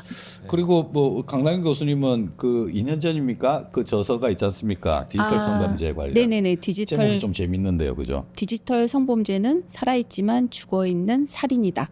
네. 즉 살아있지만 디지털, 죽어있는. 성범죄는 살인이다라는 걸 말씀드리고 싶었어요. 디지털 성범죄와 관련해서 심도 깊게 저서 플러스 또 캠페인도 많이 하시고 네. 저변을 또 이렇게 많이 성범죄 추방을 위해서 이렇게 넓히시는 분인데 조국 혁신당에 이런 사건이 있다 보니 화가 많이 치밀어 올라서 많이 네. 후원도 많이 하고 하셨다고 들었는데 후원 철회합니까 완전히? 개인적으로 제가 조국 혁신당의 당원은 아니나 네. 사실 지지하는 분들이 있잖아요. 같은 네. 당은 아니라고 해도 이제 정치인으로 이런 분들이 좀 잘했으면 좋겠다 해서 사실 후원금을 10만 원을 했었어요. 네. 근데 강미정 대변인이 눈물 콧물을 쏟으며 그거 하는 걸 보고 네.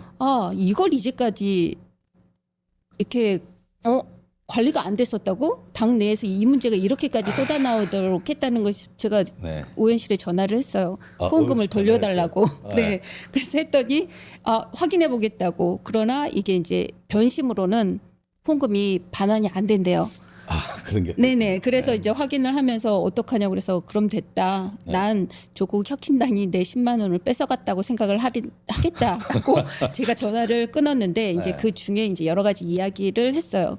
이게 이 당 내에서 이 정도도 소통이 안 되고 피해자 보호도 못 하면서 그러면 검찰 개혁을 어떻게 할 수 있겠냐라고 얘기를 했는데 이제 보좌진은 그냥 아무 말씀을 안 하시더라고요. 하고 싶은 말씀 많으셨겠지만 그래서 제가 그랬어요. 자꾸 찔러대니까. 제가 그분한테 화낼 일은 아니니까 네. 내가 선생님한테 화낼 일은 아니지만 이제 전화 통화가 된 것이고 그다음 내 입장에서는 그렇다. 난 조국 당의 당원도 아닌데 이런 후원을 할 정도면 이렇게 이야기를 했는데 너무 그 전화를 하면서 사실은 되게 속상했어요. 제가 후원금을 되받고 싶다라고 생각되는 이런 일들이 벌어진다는 건 너무 슬픈 일이었죠. 자, 조국 혁신당을 사랑하고 응원했던 많은 분들 계실 텐데요. 이번 일 계기로 새로운 진짜 혁신을 하는 그런 당으로 거듭나길 바라겠습니다. 말씀 중에 그 오랜만에 뵙습니다. 세인오님이 예쁜 이모티콘 이렇게 뿅뿅뿅 주셨는데, 자, 응원 잘 받겠습니다. 댓글 그리고 구독 좋아요도 잘 부탁드리겠습니다. 취재 현장에서 알게 된 상식, 또 새로운 지식, 그리고 희한한 정보들이 또 많이 이렇게 잡힙니다. 기사화되기 전에, 그리고 그 팩트 부분이라든가 주장 부분 이야기식으로 많이 나누겠습니다. 자, 첫 번째 이야기입니다. 저 사진에 보면요, 저 보기 싫은 얼굴들이겠는데 뭐 이 얼굴 이 왜 이 사진을 띄워놓고 무슨 이야기를 하려고 하느냐, 아마 전혀 다른 인물의 이야기로 가겠습니다. 미리 말씀드리자면 이 인물 뒤에 그 게이트라는 이름을 붙여도 될 법한 그런, 뭐 게이트는 너무 거창하나, 근데 이 사진은 그 결혼식 사진이죠. 그 뭐 여러분들 다 아는 윤석열 김건희인데, 저 위장 결혼 설 아니 설뭐 설이라고 하지만 사실 뭐 유전 결혼이었나요? 저 정대택이 양재택 변호사와 네, 저 삼각관계가 이제 공직자 진행되고 있는 중에, 네. 윤리법 위반이니까 네. 그러니까 결혼해버린 거잖아요. 네, 네, 그렇기도 하고 또 다른 한 축으로는 김범수가 끊어지지 않는 끈으로 이렇게 있었다는 뭐 일화도 있고, 아무튼 대단한 사람입니다. 대단한 사람입니다. 저 사진은 아시다시피 2012년 아실란가 3월 6일이었습니다. 저 결혼식 사진은 그 뭐 가족들만 하는 비공개식으로 해가지고 엘타워 호텔에서 진행이 됐는데요. 보통 결혼식 전에 그 뭐 이렇게 함잡이? 결혼식 전날 결혼식 전날 하죠, 주로. 뭐 함잡이 어떻게 했는지는 모르겠습니다. 보통 이제 함잡이라고 하면은 그 신랑의 가장 친한 친구가 하는 게 좀 보통이죠, 그죠? 그렇죠. 일반적이죠. 그 저는 이제 함잡이 뭐 하는 걸 뭐 보긴 했는데 요즘도 좀 합니까? 함잡이 같은 거 어떤지 모르겠네요. 요즘은 더 잘 아실 거 아닙니까? 요즘 제가 잘 모르죠. 그럼 저는 더 모르죠. 아니 고작 2년 차이밖에 안 나는데 그거는 제가 요즘에는 많이 하는 추세는 아니죠. 그죠? 예, 젊은 사람들은. 저는 했습니다. 참. 했습니다. 그 시대는 하는 시대이고 그 시대는 우리 하는 시대, 저는 우리 이제 안 하는 시대는 시대. 다 하는. 저 윤석열하고 김건희 결혼식 때 그 함잡이한 사람이 있습니다. 어떤 사람이냐?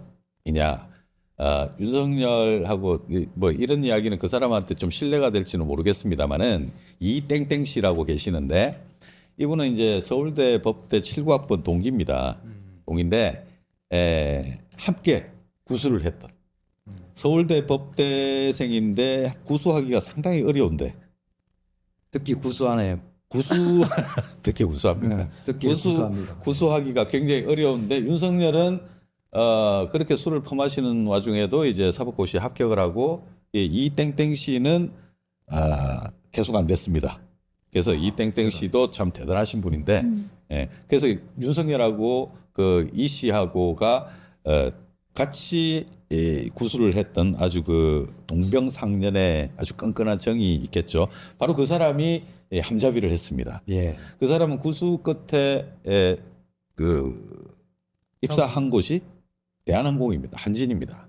한진에서 이제 서울법대를 나왔으니까 이제 법무팀 이제 이런 쪽에 있었겠죠. 실력이 그닥 좋지는 않았던 것 같습니다. 그냥 뭐 평이하게 이렇게 지냈습니다. 30몇 년 근무하다가 윤석열이 나가 떨어지면서 본인도 65세로 이제 갔습니다. 퇴직을 했고 지금은 이제 고문직으로 이렇게 있는데, 자 이제 이 이야기를 왜 말씀을 드리냐면, 그 윤석열이 그 뭐 기복이 좀 있었지 않습니까? 그 윤석열이 이제 반짝했을 때가 2016년도에 그때 박근혜 탄핵 때 특검으로 아주 주목을 받았죠. 그러면서 스포트라이트를 받기도 받고 했을 때 뭐 어떻게 우연의 일치인지 그 이 씨도 대한항공에 있던 이 씨도 뭐 한진 법무팀 한진에 있던 이 씨도 뭐 상무에서 이렇게 있다가 빡 올라갑니다. 전무로 올라가고 그리고 또 이제 윤석열이 대통령이 되면서 이제 그 사람도 또 같이 부사장으로 승진하는 팍 건가요? 올라갔는데 그 평을 들어보니까 이 사람은 그렇게 진급을 막 해 나갈 사람은 아니지만 하지만 그 서울법대라고 하는 그 또 그 끈끈한 또 이 맥이 있지 않습니까? 그리고 이제 윤석열이 자기하고는 아주 이제 절친한 이제 그런 사이였기 때문에 윤석열과 함께 같이 성장하는 그런 좀 기염을 토했습니다. 기염을 토하다가 이 사진은 뭐 조원태입니다. 중간에 한진 예. 그 장남이었죠. 장남이죠. 보통은 이제 그룹에서 인사가 나면 사진이 뜹니다. 이제 상무가 됐든 뭐 부장급 이상이고 임원 인사가 나면 이제 저런 정도의 사진이 뜨고 또 이렇게 뭐 이 사람의 프로필에 대해서 소개도 하고 뭐 승진 인사 이런 기사들이 이렇게 보통 그렇게 구성이 되는데 좀 전에 말씀드린 그 이 씨는 사진이 없어요. 어떤 기사에도 사진이 없습니다. 그래서 이 사람의 승진 기사와 관련해 가지고도 사진이 없어요. 그리고 이 사람이 부사장을 승진했을 때도 좀 이례적이라고 하긴 했는데 그때도 사진이 없어요. 그럼 보통 이제 유독 사진이 없으니까 이 사람하고 같이 기사에 나올 때는 다른 사람도 사진이 없는 거예요. 이제 그런 걸 봤을 때 의도적으로 이 사람은 이제 자기 얼굴을 내보이지 않는 사람이에요. 그럼 뭐 얼굴을 내보이지 않는다는 건 뭐 못생겼다든가 아니면 정말 싫다든가. 아니 그런 경우는 들어 있죠. 예를 들면 이제 그 실제 네. 그 조직을 담당하지 않고 예를 들면 부사장급으로 대우를 받고 정관계 로비스트로 활동하는 사람 그렇죠. 이런 경우에는 이제 부사장으로 승진했다 하더라도 네. 이 조직을 직접 관할하는 게 아니기 때문에 저렇게 표현을 안 할 수도 있는 네. 그러니까 예를 들면 이땡땡이라는 분이 네. 개선 조직에 직접 활동하는 것이 아니라 대한항공을 위해서 정관계 로비스트로 활동하는 그런 명함만 부사장 뭐 이런 인물일 수도 있겠다 이런 네. 느낌이 들기도 하네요. 실제로 그 조직 안에서 근무했던 정직원으로서 이제 부사장이었는데, 예, 그리고 다른 역할들 분명히 이제 그 역할들을 했을 겁니다. 그게 이제 저희들이 주목하는 부분은 지금 요거는 이제 기사로 나온 게 아니라 취재 중인 내용인데요. 저희들이 왜 이 내용을 이렇게 주목을 하느냐? 근데 이 사람이 자꾸 이제 거론되는 게 이 윤석열이 이 대통령으로 있을 때 그때 이제 아시아나하고 그 대한항공 합병. 이제 인수합병 예, 이제 시기가 있었는데 그때 이제 많은 이슈들이 있었지 않습니까? 네, 그때 이 사람이 이제 사석에서 그러니까 윤석열이 이제 대통령 자리에서 이제 쫓겨나고 이제 여기저기서 이야기들이 지금 터져 나올 때입니다. 그리고 윤석열이 대통령 물러나고 바로 이어서 이 사람도 이 땡땡 이 씨도 부사장 자리에서 물러나가지고 고문으로 갑니다. 그러니까 이제 윤석열과 거의 뭐 궤를 좀 이렇게 비슷하게 같이 하는 그런 시기였는데, 그러니까 이 사람이 고문으로 물러나다 보니까 여기저기서 이제 이야기들이 나오기 시작합니다. 제일 특징적으로 나왔던 게 사석에서 김건희하고 통화하는 것들. 이 사람이 이렇게 내 힘 있다. 네, 힘 있다. 그리고 나 이 정도 라인이 된다. 너네 아냐? 뭐 나 함잡이 했잖아. 그러면 함잡이라고 하면 김건희와 윤석열의 가장 찐친인데다가 김건희와도 뭐 얼마든지 소통할 수 있는 그런 정도로도 보인다. 이제 이렇게 그러니까 실제로 이제 통화하는 것까지 주변에 이렇게 좀 과시하는 듯한 느낌을 받은 사람도 있고요. 그렇다면 대한항공과 아시아나의 인수합병 당시에 본인이 역할을 했다라고 이야기까지 하고 있기 때문에 이게 했다라고 이제 주장하는 그게 제보가 있기 때문에 이제 그 사람들의 뭐 말만 가지고 다 믿을 수는 없겠습니다만 그때 당시에 그런 것들이 있었거든요. 대한항공에서 뭔가 이렇게 이 인수 작업에 대한 이제 컨트롤 타워를 이 씨가 거의 다 좌지우지했을 것이다. 이 씨의 권한이 이제 대한항공 내에서 이제 굉장히 이제 빵빵한 거죠. 그런 상태가 됐던 거죠. 아마 윤석열이 계엄을 안 저지르고 계속 있었으면 이제 이 씨는 대한항공 안에서 거의 뭐 뭐 사장까지 그냥 쭉 갔던 인물 아니겠느냐 이렇게 그럴 수도 보입니다. 있겠죠. 네, 이 사람이 뭐 구술을 하고 결국 사법시험에 낙방을 했다 손 치더라도 뭐 크게 뭐 두각을 나타내지 않았다 치더라도 윤석열은 그런 거 상관하는 사람이 아니지 않습니까? 자기하고 입맛만 잘 맞으면 이렇게 하는 그런 경향이 있고 해가지고 그래서 이 내용과 관련해 가지고 저희들이 뭐 주목하는 부분들은 그때 그 문제가 됐던 것들이 있죠. 그 좌석 문제 관련해 가지고. 네, 닭장 자석. 닭장 자석. 예, 예. 그게 좀 심각했잖아요. 닭장 자석. 그것도 되게- 어마어마한 그 취소했다고 네, 들었는데. 취소한 것도 있고 유지한 것도 있고 예. 문제가 막 나오다 보니까 급하게 요거까지는 그냥 원래대로 하고 뭐 이미 해놓은 것도 있고 좀 그런 일이 있었죠. 시끄러웠죠. 이 닭장 좌석의 기획의 장본인으로 이 씨가 주목받고 그래요? 있습니다. 그래서 이게 뭐 대한항공 측에서도 이제 그런 무리수도 알고 합니다만 이 사람이 그 윤석열이 이제 인기 좋을 당시에는 안에서 입김이 상당했던가 봐요. 그래서 요거는 이제 뭐 게이트라고 하기에는 좀 못하지만 그 항공업계 내에서는 이 사람의 그 입김이라든가 영향력이 워낙 강해가지고 이제 그런 일이 있었는데 이제 윤석열 무너지니까 이 사람도 이제 근데 뭐 그 회사 측에서는 나이가 65세 정년이 됐기 때문에 뭐 자연스럽게 된 거지 너무 확대해서 가지 말라. 근데 확대해서 안 할 수가 없습니다. 이게 이 윤석열 김건희가 보통 사람들이 아니기 때문에 뭔가 이렇게 믿을 만한 것만 있으면 항공업계 안에서도 얼마나 그 뭘 이렇게 야 저기서는 뭐 빼먹을 거 뭐 없을까 그러고 뭐라도 뭐 했을 거 아닙니까? 그래서 조기도 파보면 분명히 김건희의 입김이 들어가서 대한항공과 관련한 뭔가가 있을 것이다. 저거 파야 된다. 이제 뭐 그런 이제 이야기들이 나오고 있습니다. 요거 계속 좀 잘 한번 지켜봐야 눈여겨 될, 보고 예. 어 그래야 될 이렇게 대목인 것 같으네요. 뭐 그렇습니다. 네, 네. 그리고 우리나라 그 항공 그 문제에 있어가지고 또 재미있는 뭐 에피소드 한 가지 또 뭐 한 가지 말씀드리자면 그 지난주에 제가 티웨이 항공이라고 해서 뭐, 네. 뭐 반려견의 휴가와 휴가. 네. 또그 부모님 상. 부모상은 줄이고 반려견을 늘리고 뭐 이런 것 때문에 뭐 해프닝이 해프닝이 있었죠. 있었다. 그래서 이제 그 이후에 그 티웨이 항공 그러니까 이름 바뀌었습니다. 얼마 전에 트리니티 항공으로 바뀌었습니다. 그러니까 대명 그룹이 티웨이를 인수했죠. 그 이름을 바꿨습니다. 트리니티 항공으로.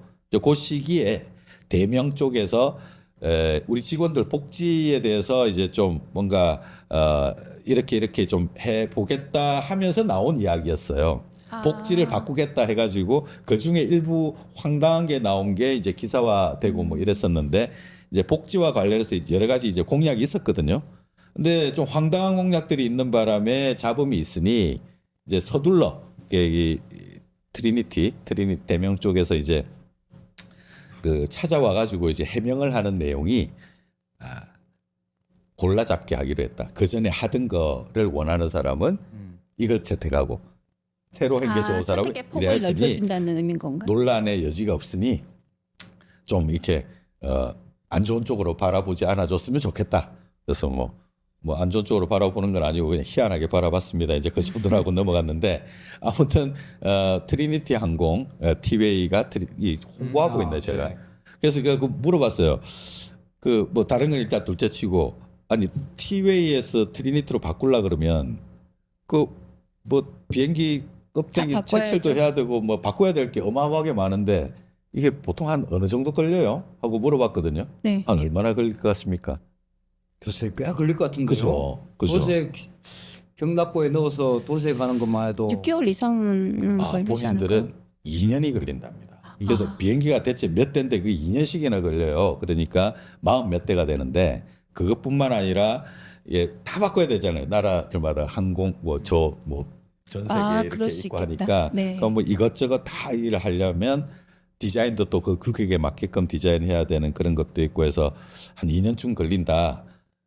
근데 대한항공하고 아시아나 합쳐가지고 하는 것도 한 2년 걸린다고 이야기 들은 것 같은데 당신네들은 그거보다 훨씬 작은데 뭘 2년씩이나 걸려요. 하니 이제 큰 데하고 작은 데하고 좀 다르다.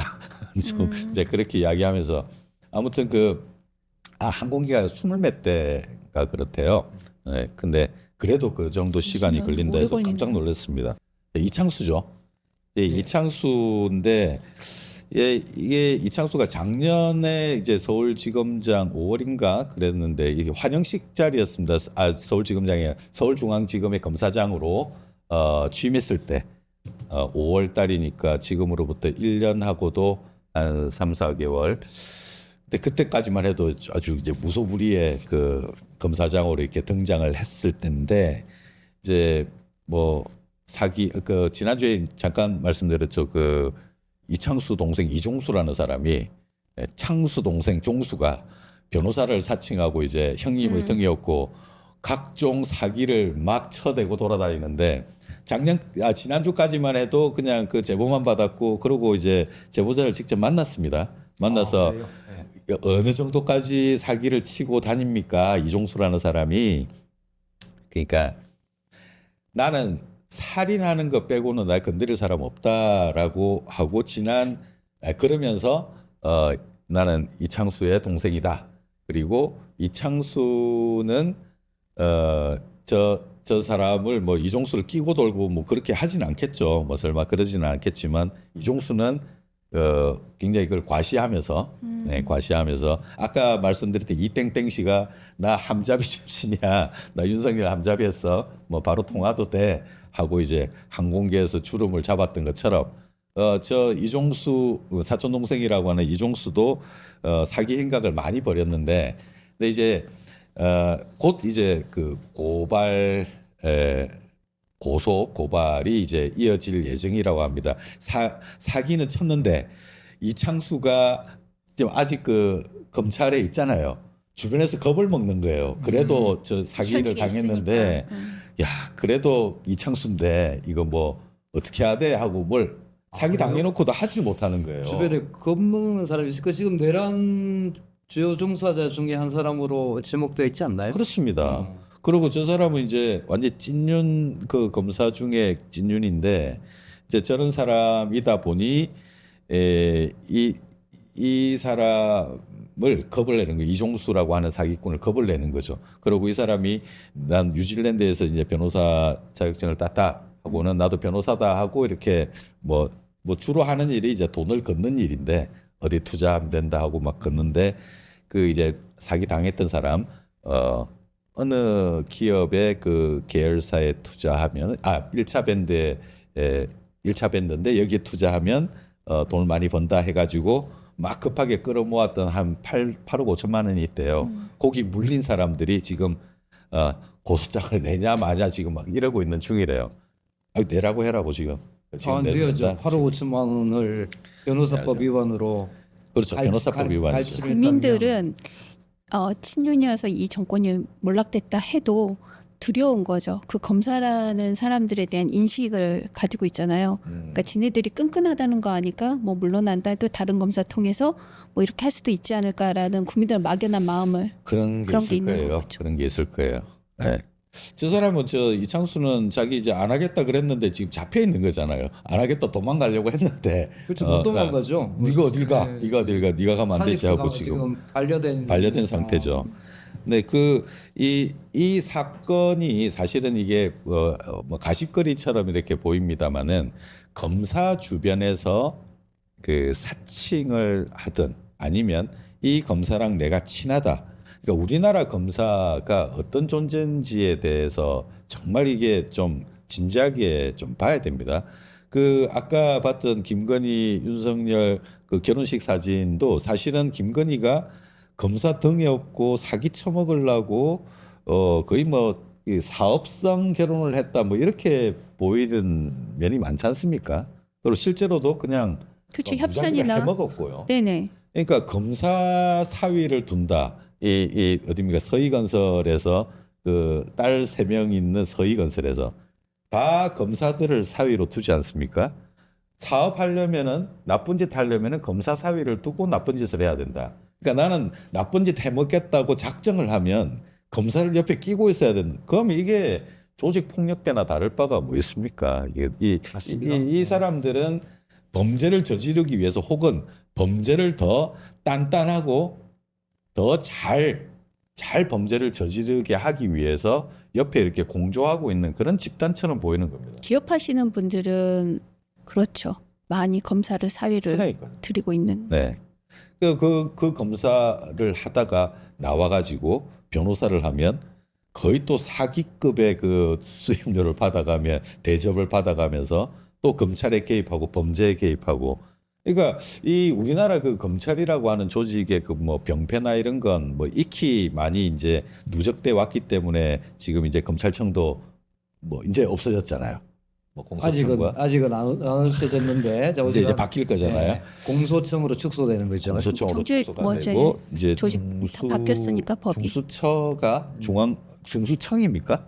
청이죠. 중수청. 중수청이 이제 행안부 산하에 이렇게 들어가게 되고 이게 이렇게 다 찢어놔도 아마 과거에 그래 저질러 왔던 그런 관행은 일단은 일단락을 시키는 효과는 있겠습니다만 아무튼 그 이 점에 있어가지고 조금 전에 두 개의 에피소드 윤석열의 함자비가 검찰을 등에 업고 대왕 검찰을 등에 업고 어느 한 업계에서 뭐 쥐락펴락했다라는 그런 그 후문 그리고 취재 중인 내용 그리고 또 이창수의 사촌 동생이 온갖 사건 사고 그 사기 사건이라고 하는 건 뭐 종류를 불문하고 아주 영화를 찍어도 될 정도의 아주 아마 여기 뭐 뉴스가 되면은 꽤 아마 거론이 될 수도 있을 것 같습니다. 그래도 대한민국에서 검찰을 가장 잘 활용한 사람은 김건희밖에 넘어설 사람이 없죠. 왕이죠, 왕.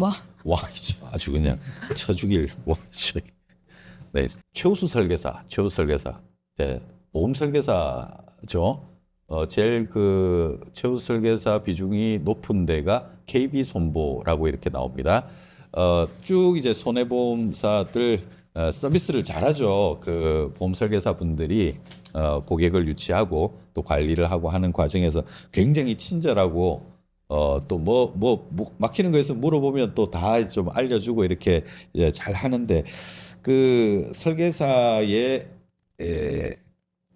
설계사를 관리하는 그러니까 설계사가 고객을 구조상 2년만 있으면 버리는 구조라고 합니다. 2년이 지나면 이제 그 설계사한테 떨어지는 인센티브가 이제 끝나고 제로가 되는 거예요? 끝나고 이제 교체가 되고 그래서 구조가 그렇다 보니까 이제 뭐 나쁘게 표현하면 단맛이 좀 떨어지는 거죠. 이 고객으로부터 내가 얻을 수 있는 단맛은 이제 떨어지는 그런 구조가 돼 있다 보니까 KB손보가 설계사 관리를 이렇게 하는 것보다는 좀 더 지속적으로 하는 게 더 좋지 않겠느냐 하는 이제 그런 이야기입니다.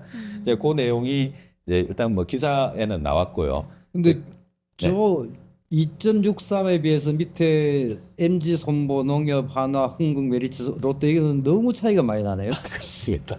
뭐 한 4분의 1 정도밖에 안 되는 것 같은데. 네. 주인이 자주 바뀌는 손해보험사 오너가 자주 바뀌는 곳은 뭔가 좀 달라도 좀 다른 측면이 밑에는 있습니다. 오너가 자주 바뀌었다. 네. 특히 롯데손보 같은 경우는 정말 그 잊고 싶어 하지 않더라고요 직원들이. 네. 근데 저게 지금 저는 손보사잖아요. 손해보험. 그러니까 보험으로 치면 교통사고 뭐좀 이거 뭐 그리고 화재 뭐 이런 거잖아요. 생명보험. 생명하고 다르죠. 생명보험은 아니잖아요. 네네. 그러니까 보통 이제 개인 이런 거 생명보험을 많이 하는데 네. 손보는 교통사고 뭐 이게 그 가입 아니면 네. 보통 법인이 많이 할 것 같은데 그렇죠. 그렇기도 하고 그 뭐 이제 화재보험이라든가 화재보험. 뭐 이제 상해보험 뭐 다양하게 화재보험 등게 있으세요? 예, 화재보험. 화재보험 많이 들더라고요. 어떤 그러니까 저희- 교통사고 이런 교통 그게 부분의 이제 같이 화재보험이죠. 포함되어 있죠. 예. 저 같은 경우는 포함이 되어 있고 저희 그러니까 단독주택 같은 사시는 분들은 화재보험 화재보험도 들고, 다 그렇죠. 들죠. 예. 아파트 그러죠. 같은 경우는 좀 덜하지만 화재보험도 말이 화재보험이지 만일에 뭐 우박이 뭐가 돌이 날라와서 뭐 지붕이 깨졌다 하더라도 이제 그거는 네 이제 그런 부분도 있죠. 뭐 화재보험에서 이제 누수가 하고 하죠. 생겼을 때 그것도 네. 다 되는 거고. 네, 화재보험이 이제 좀 그렇죠. 그래서 요거는 뭐 기사에도 나와 있고 하니까 뭐 참고해 보시면 될 것 같고요. 이 세 사람의 공통점이 그 최근에 굉장히 열이 많이 받았습니다. 이 세 사람이. 지금 표정 보니까 엄청 열받은 표정이에요. 열받았습니다. 예. 이 세 사람은 지금 어떤 한 사람 민주당 플러스 전현희 의원한테 지금 열이 많이 받아 있습니다.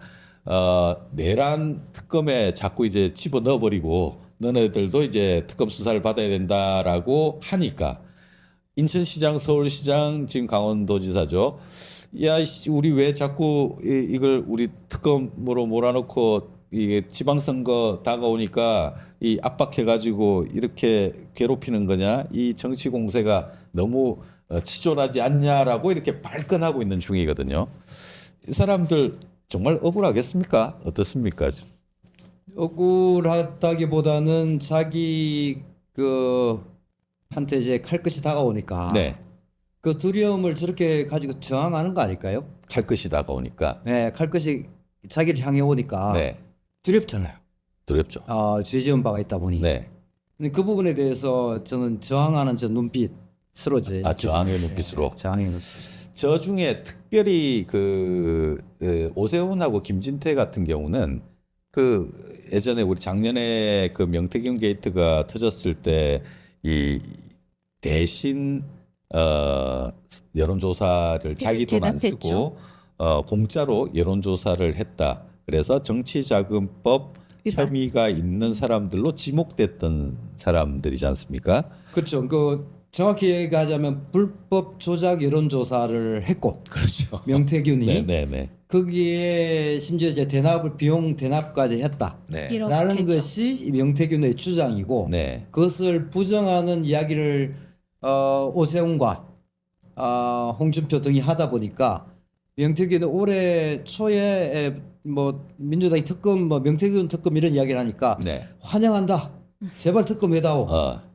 내가 오세훈 그리고 홍준표 등을 발가벗겨 주겠다.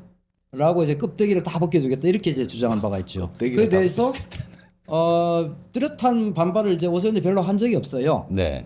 사실 뭐 상당 부분 근거 있는 의혹들이 막 제기되다 보니까 그런 것들이 지금 쌓이고 쌓여서 칼끝이 저들을 향해 지금 가고 있는 거거든요. 계속 가고 있는 가고 거죠. 있는데 네. 그에 대해서 저 눈빛 보십시오. 두렵다 이렇게 써 있는 것 같은데. 그게 읽힙니까? 나 두려워 이렇게 써 있는 것 같습니다. 네. 상당한 게 읽히는 것 같은데 실제로 그 오세훈은 그 압박이 굉장히 심할 거로 보입니다. 이 오세훈 같은 경우는 지금 그 수사기관이 상당히 지금 어느 정도 지금 잡혔어요. 이게 털 수 있는 사람들은 다 털었거든요. 그리고 제가 알고 있는 그 정인으로 출석했던 사람들, 특히 그 오세훈의 정치자금법 여론조사, 불법 여론조사와 관련된 사람들이 우리 그 제일전파사에 출연도 했던 분들이 그 강혜경 씨 그리고 김태열 씨, 이 사람들은 그 지금은 잘 이렇게 드러나고 있지 않지만 지금도 특검에서 이제 조사를 계속 받고 있습니다. 그러면 그 동안에 검찰 조사를 창원에서 검찰 조사를 받았던 거 플러스 지금 특검에서 더 지금 면밀히 지금 하고 있는데 이제 그런 것들이 제가 뭐 일정도 이제 뭐 알고는 있습니다만은 그러니까 지금 드러날 수 있는 것들은 이미 데이터는 다 넘어갔어요. 다 넘어갔기 때문에 어떤 결정이 떨어지는지에 대해서는 오세훈은 지금 어떻게 나올지를 몰라요. 지금 본인은 모르고 있는 중이에요. 어떤 결정이 떨어질지. 근데 시기적으로 이게 내년 지방선거 때까지가 기간이 또 있는데다가 그래서 제가 볼 때는 뭔가 이게 시기적인 걸 좀 이렇게 두고 있는 게 아닐까 하는 그런 생각도 좀 들긴 듭니다. 그러니까 뭐 그 정황을 알든 모르든 간에 어쨌거나 본인을 타겟으로 이렇게 뭔가 조여온다는 것은 동물적 감각으로 잘 알 테고. 네. 그래서 지난번에 민주당이 이제 특검 수사 대상으로 올려야 된다라고 주장을 한 뒤에 네. 오세훈, 유정복, 김진태 이 세 사람이 그 공동 기자회견을 했잖아요. 네, 내년 그렇죠. 지방선거를 악용하지 말라 이런 식의 이제 네. 기자회견을 했고 심지어 오늘 오세훈 시장이 페북에 메시지를 올렸어요. 그래요. 그러니까 참 굉장히 치졸하고 악의적인데 그 김장환 목사 아시죠? 네. 그리고 이영훈 목사 압수수색 했잖아요. 특검이.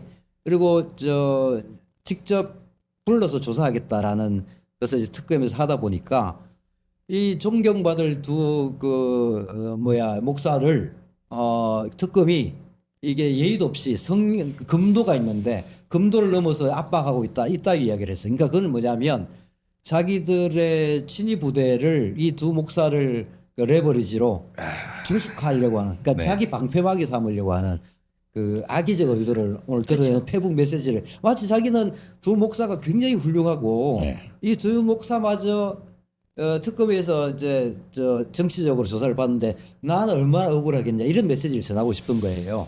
말이 됩니까 이게? 그렇죠. 말입니까 짬뽕입니까? 진짜 말도 안 돼. 자기가 잘못한 게 분명히 있으면 네. 조사를 받아야죠. 맞습니다. 어떻게 방패를 치려고 이렇게 집요하게, 근데 다 드러납니다. 5살짜리 훈이잖아요. 오세훈. 네. 예. 5살짜리 예. 오세훈. 예, 5살 오세훈이잖아요. 오세훈. 그런 정도의 잔머리는 다 드러난다. 아니, 그래서 저 사람은 그 좀 치졸이라는 그 뭐 이렇게 표현을 많이 받더라고. 좀 치졸하다, 네, 치졸하다. 치졸하다. 이게 오죽했으면 그 명태균이 양아치라고. 명태균이 이제 응대했던 사람들 중에 제일 치졸하고 양아치스럽다라고 지목을 아예 그냥 해버렸잖아요. 근데 그게 그 이 명태균이 응대했던 사람들이 정말 많거든요. 그게 드러나지 않은 사람들도 정말 많아요. 그러니까 뉴스에 나왔다든가 이런 사람들 왜 이미 뭐 국힘 타이틀 단 사람들은 자, 명태균이 쟤 좀 어떻게 한번 알아봐. 어떻게 뭐 선이라도 뭐 어떤 사람이야 막 이럴 정도였는데, 오세훈은 자기 스폰서인 김한정 씨를 시켜가지고 명태균한테 보냈잖아요. 그렇죠. 보냈어요. 파견시켰다고요. 그러고는 자기한테 흠집 잡힐까봐 카바를 미리 준비를 해놓고 그 사람한테 다 해서 지금은 뭐 금액으로 보자면은 뭐 한 3,300만 원 정도가 여론조사 대납으로 갔다고 하지만 사실은 말은 생활비 명목인데 1억 원 넘게 갔어요. 그게 이제 김한정 씨가 계속 이제 넣었던 거죠. 그러니까 그 돈의 성격이 어떤지에 대해 가지고는 김한정과 명태균과 미래한국연구소 사람들이 알 수 있는 거죠. 그 사람들 진술이 어떻게 나왔는지에 대해서는, 특검에서 어떻게 했는지에 대해서는 아직 베일에 쌓였어요. 오세훈은 그걸 모르고 있어요. 모르고 있어요. 그러니까 이 사람은 정말 치졸하게 계속 굴다가 되게 개망신당하고 정계에서 물러날 가능성이 매우 높아요, 이 사람은. 근데 그 아까 5살짜리 5살짜리 훈. 너무 뻔뻔스러운 일들이 많다 보니까 나머지 사람들도 참 어지간히들 합니다만, 특히 김진태 그렇습니다만, 저 오세훈 씨는 되게 위험합니다. 제가 볼 때. 특검이 그 금도의 선을 넘은 게 아니라 오세훈이 지금 금도의 선을 넘고 있는 겁니다. 굉장히 그 불안합니다. 네. 그 김장한 목사 그 이야기는 사실 그 오세훈이 지푸라기 잡는 심정으로 지금 자기 바리케이트를 지금 뭐 기독교, 특히 이번 정권에 대해서 반감이 아주 큰 기독교를 아예 이제 자기 방패막이 아우르려고. 삼겠다. 근데 그거잖아요. 아예 비겁합니다. 이 사람. 자, 그 명태균과 관련한 오세훈의 이제 스토리는 꽤 많이 이제 밝혀졌습니다만, 명태균은 늘 벼르고 있죠. 늘 벼르고 있습니다. 딴 사람은 몰라도 오세훈만큼은 난 가만두지 않는다. 이것 때문에 민주당에서는 명태균이 국힘 쪽에서는 명태균이 지금 민주당에 완전히 붙었다. 민주당에다가 정보를 주고 있다. 이제 이렇게까지 좀 이렇게 경계를 하고 판단하고 있거든요. 근데 명태균은, 제가 아는 명태균은 오세훈만 노립니다. 오세훈만 노립니다. 아니 그건 제가 약간 이견이 있어요. 네. 아무리 명태균이 오세훈을 잡고 싶어 해도 제일 타겟은 김건희죠. 그거는 이제 또 김건희는 이미 김건희는 이제 영린을 건드린 수준까지 갔기 때문에 네. 김건희를 먼저 잡고 김건희 이제 깜빵에 가 있으니까 거기서 이제 할 수 있는 것들은 지금 하고 있는데, 오세훈은 지금 팔딱팔딱 살아가지고 지금 뭐 앞에 막 기독교 바리케이트 치고 이래 치고 저래 치고 하면서 명태균을 계속 조롱하거든요. 그러니까 지금 오세훈이 자기 목을 스스로 조르고 있어요. 명태균이 저런 이야기를 들으면서 가만히 있겠습니까? 가만 안 있죠. 그러니까 김건희가 일정 정도 옴짝달싹 못하는 상황이 되면 명태균은 반드시 오세훈을 타겟으로 넘어가서 두 번째 타겟으로 딱 정리를 할 거다. 네. 저는 그렇게 생각합니다. 그리고 그 명태균이 그 오세훈에 대한 그 어떤 감정 이게 어느 정도 이렇게 왜 저렇게 오세훈한테만큼 저럴까? 오세훈이 뭐 얼마나 양아치 짓을 했길래 저렇게까지 할까? 그거는 이제 인격적인 모멸감 때문에 그렇습니다. 이게 그 사람들이 기본적으로 만나서 뭔가 이렇게 커뮤니케이션을 하고 할 때 이 사람은 좀 이렇게 뭐 약간 좀 신기 뭐 좀 뭐가 이렇게 좀 보통 사람하고 좀 다르잖아요. 이 느낌이 좀 있나 봐요. 김건희하고도 잘 통하고 뭐 이 사람하고 잘 통하고 그게 좋은 쪽인지 안 좋은 쪽인지 모르겠습니다만 그 희한하게 이 오세훈한테서는 저건 가만두면 안 된다라는 그래서 본인이 갖고 있는 모든 걸 다 이렇게 동원해서라도 그 동원할 수 있는 정보는 상당히 많죠. 이 사람은 취사 선택해서 정보 꺼내놓는 사람이다 보니 그래서 이제 그런 면에서 아까 뭐 했던 말씀대로 야 오세훈은 참 이 제대로 걸린 것 같은데 근데 이 와중에 전현희 의원이 이제 내란 특검에 이제 관여됐다라고 하니까 막 발끈하는 정도 가뜩이나지 이것 때문에 막 쫄아 죽겠는데 그래서 이제 아까처럼 막 연대해가지고 나와서 막 그런 것까지 하지 않았나 그렇게 봐집니다. 네. 자 명태균 씨 이야기가 이제 잠시 나오긴 했는데 명태균에 대해서는 어떻게 생각하십니까? 지금 뭐 하고 있을 것 같습니까? 어떤 지금 어떤 상태로 있을 것 같습니까? 명태균은 지금 이제 불구속 상태로 그렇죠. 있지 네, 않습니까? 다시 그러니까 들어가야 상당 될지 신변이 자유로운 상태에 네. 있기 때문에 상당히 전략적 기획가잖아요. 저는 그러니까 물론 악의 기획을 많이 했지만 네, 유력한 정치인들, 저 보수 쪽, 국힘 쪽 정치인들 다 쥐락펴락할 정도로 심지어 대통령과 김건희까지도 그러면 그런 능력자가 자기가 지금 일방적으로 피해를 볼 수밖에 없는 그런 상황을 맞이하고 있는데 가만히 있겠습니까? 저는 역공을 하기 위한 치밀한 준비를 지금 이미 마쳤거나 다 준비를 이렇게 치밀하게 하고 있는 그런 상태가 아닐까. 그래서 저는 뭐 그렇게 볼 수밖에 없지 않아요? 제가 이렇게 알기로도 되게 여유가 있습니다. 굉장히 여유 있게 그렇게 지내고 있는데 방금 말씀대로 치밀한 준비는 하고 있고요. 그리고 그 내용들이 지금 이제 정권이 바뀌고 지금 김건희, 윤석열 내란 이제 여기에 지금 수사력이 다 총동원돼 있다 보니까 그 전에 작년에 막 이렇게 불거지기 시작했던 딱 작년 이맘때입니다. 제가 알기로 9월 5일 날 뉴스토마토 매체에서 이게 팡 터지면서 그때부터 일파만파 바바바바박 그랬었죠. 진행이 되는 중에 명태균이라고 하는 사람 입에서 나오는 이야기들이 여론조사와 관련해서 공천 비리와 관련한 사람들이 수도 없이 나왔거든요. 그러니까 거의 다 싸잡아지다시피 했는데 지금 워낙 큰 두 거물이 지금 수사를 받고 있다 보니까 이게 지금 다 조용하게 지금 있는 거예요. 그러니까 부산시장 박형준만 하더라도 자기는 아무 그거 없다라고 하지만 다 똑같아요. 그냥 제목은 다 똑같아요. 정도의 차이만 있을 뿐이지. 그러니까 그게 다 그 소위 그 명태균 묻었다라는 그런 표현을 씁니다만 이 사람들은 법원에서 판결을 어떻게 하더라도 항변하기가 되게 어려워요. 현행법상 예. 이게 정치자금법에 이렇게 걸리는 요 문제에 있어 가지고는 뭐 선거법 위반도 이제 또 뭐 관련이 있겠습니다만 그래서 이준석도 관련되어 있지 않습니까? 똑같습니다. 네, 똑같죠. 그쪽도 네. 다 대신 내줬고요. 그 김한정 씨가 이준석 것까지 또 내주기도 했고 그러다 보니까 뭐 진짜 법원이 어떤 판결을 내리더라도 할 말이 없을 정도로 그냥 처분만 기다려야 되는 그런 처지에 있는 사람들이 그나마 미디어에서는 좀 삐약삐약거리면서 좀 뭐 이야기를 하는 수준 아닌가 그렇게 이제 봐집니다. 예.